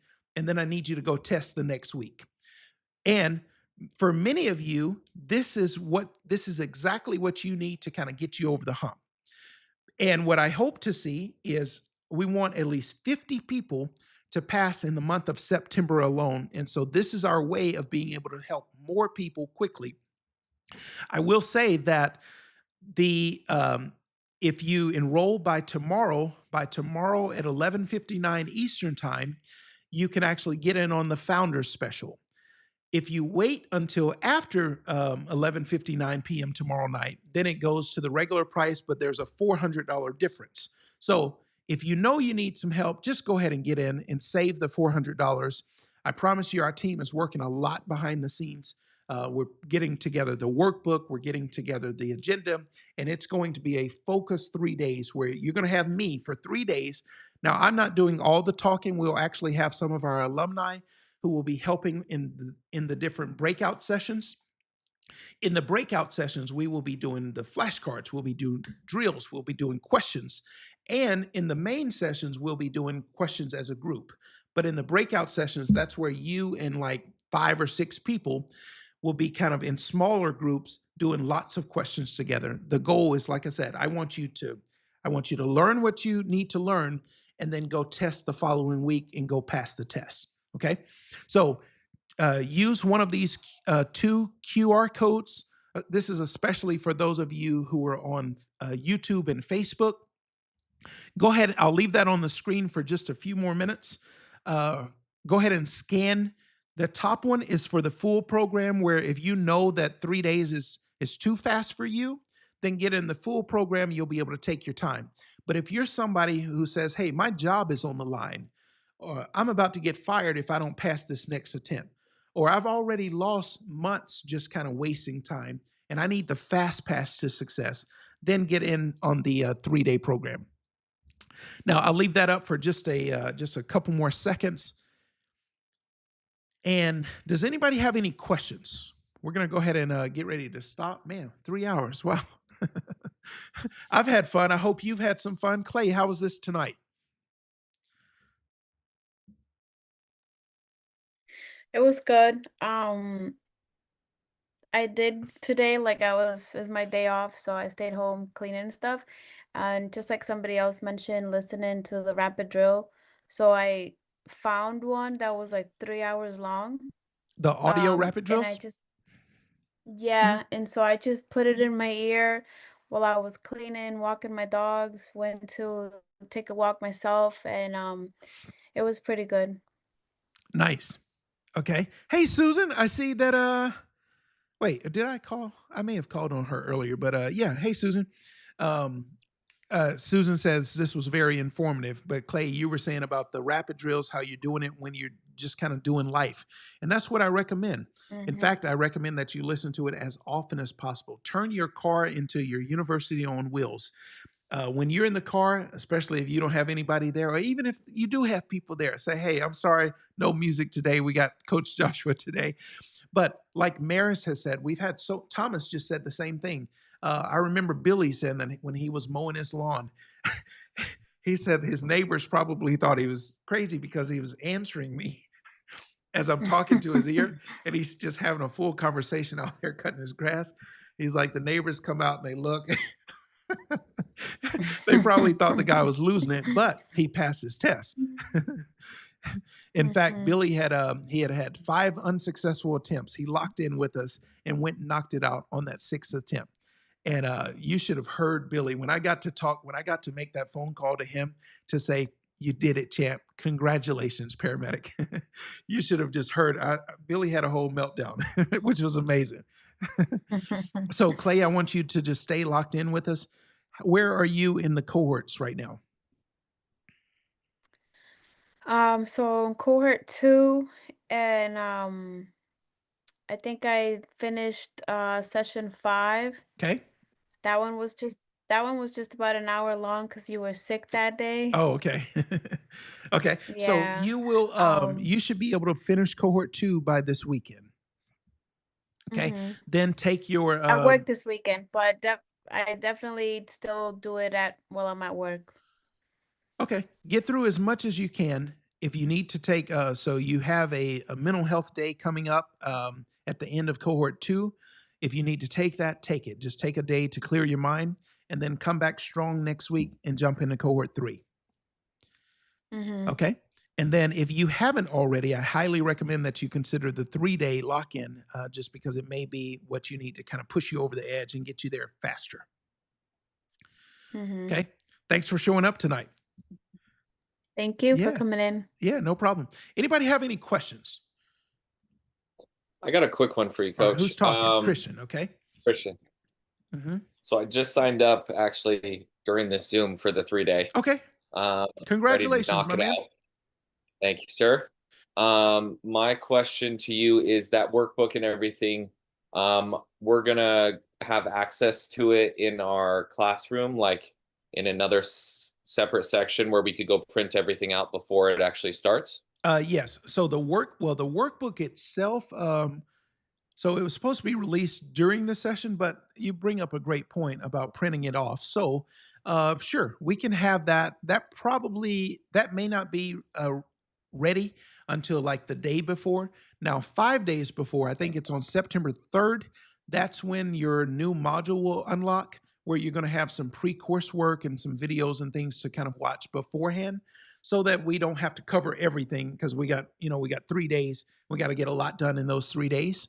So the pre-course module will open around September 3rd. I think that's a Thursday. And then we can probably have the team have the workbooks ready at least the night before. One of the things that we are planning on doing the night before, that Monday, is having a pre-kickoff party where we will just make sure everybody's technology is working and all of that so that we hit the ground running on Tuesday morning. Excuse me. Copy. Monica says she's a little jealous. 3 days with me sounds amazing. But hey, the good thing is you've already passed. And So yeah, you don't need to do this, Monica. Just make sure you stay locked in with us. Did that answer your question though, Christian? Yes, sir. Okay. Just wanted to see if I had the time to print stuff before the class. Okay. And we don't want you to have to print off a lot because you already have a lot of the resources already because you're already in the pro level. So I don't want you to have to print off so much. The purpose of the workbook is just to kind of keep it organized throughout the session. But you know how it is. Like we can go from one topic to like 50 other topics real quick. So I'll do my best to follow the workbook, but sometimes my brain gets going and we'll go all over the place in no time. I get you. Okay. Anybody else have any final questions? This has been great. I hope this has been informative for you. For those of you who are not in our community, I hope you get in. Everybody that you see, in fact, I think everybody that I saw tonight, they're already in the community. And so let me ask you, for somebody who's in the community already, we have people who are watching us on Facebook and YouTube from around the world tonight. What would you say? Let's go to you, Alex. Oh, Let's go. Tell everybody, what is this program actually like? For real, for real. I would say this program compared to others is way more beneficial than just listening to PowerPoints or just listening to videos. You have a whole community here where you could bounce ideas off each other or reach out to whoever. Mm-hmm. And the support within this community is something I haven't seen either. Okay. And would you say that, like, have I been live like every week? Yes, you have. The last 2 weeks that I've been on, you've been live and asked and answering all the questions and going way past time, and it's been awesome. 3 times a week, in fact. Yeah. And you don't pay any more for those additional sessions. That's just more support that we offer you because we really are committed to helping you pass. And when I say that we want to help 50 more people in the month of September alone, that's exactly what we want to do. Our team is all about that. That's like the new thing in the team huddle now is all about how can we help 50 more people in the month of September alone. So I'm really like pushing for that because I can't wait to announce to make 50 testimonial posts and to make 50 phone calls in September saying, congratulations, paramedic, you did it, champ. I'm going to be one of those. Wait. Say that again. I will be one of those. Just nice. Wait. Me too. Nice. In fact, who did I talk to today? Landon. I talked to Landon earlier today because he got his results this morning. I haven't even gotten to talk to the other 2 yet. But it's just been a hectic day. But when I make that phone call and because you get this call on a restricted number and I'm like, hey, is this paramedic so-and-so? And then they recognize my voice. They're like, coach. But I'm telling you, that phone call never gets old. When I get to call somebody and say, congratulations, paramedic, and find out about their exam experience, the emotions, the range of emotions is bizarre. Sometimes it's laughter. Sometimes people are just sobbing. They're just crying. But I understand what it means, the relief that people feel once it's like, especially when you failed multiple times and now you finally passed, the relief that you feel. Landon said that this morning. He's like, man, I feel relieved. He's about to get married. And now it's like, that's behind him. And now he can just focus on the wedding. So you would say this program has Coach, been you don't helpful. want us to have your phone number? Say that again. I said, Coach, you don't want us to have your phone number? It's too many of you all. Because then you'll be calling me, you'll be texting me. You guys, like some days I wake up and I've got 28 messages already. But you would say it's been beneficial. Yes, it's been a huge blessing, and I'm just happy to be here. Nice. Christian, how has this program helped you? Tremendously. I mean, when I first got out of paramedic school, I honestly felt inside scared to get on an ambulance and scared to treat patients because I felt like my knowledge was just a 950 and was just, memorizing things. And, I know with memorizing things, you know, you're going to forget things. And the longer the time passes on, there's important things. You have people's lives in your hands that you don't want to mess with. And being able to be a part of this community and this program, learning the how, learning the why, doing repetition, and really, really learning, you know, how and why these things happen and how to treat them, you know, gives me such more of a confidence and, you know, and a want to be able to treat people, and help people and share my knowledge with others that are struggling. So it's changed so much. Well, the good thing, and I appreciate that. The good thing for you is you'll be, and I want you to go ahead and block off your calendar. Make sure that you're there. Make sure you're mentally there too. So make sure that you're getting adequate hydration and rest and all of that leading up to the 3 days, because I'm gonna need you to focus for those 3 days. And we're gonna cover a lot. Like, a lot's gonna happen in that 3-day period. And I really do want you to go test the following week. I want you to pass that test, and you too will be making an announcement. Congratulations, paramedic. Yeah. All right. Can't wait. Well, guys, this is it for tonight, because we're way past time. I had fun. I hope you enjoyed a lot. I hope this was fun for you. I hope it was a great review. For those of you on YouTube or Facebook, I hope this was also beneficial to you. Let us know. Let us know, did this help you tonight? And for those of you who say, hey, I need some extra help, just don't even hesitate. Get in with us, because there's going to be a lot more of this. I have nothing else for tonight. So long, everybody. Have an amazing night. Thanks, Coach. All right. You Thank you, guys have an Coach. amazing night. Appreciate it, Coach. Good night. All right. Good night.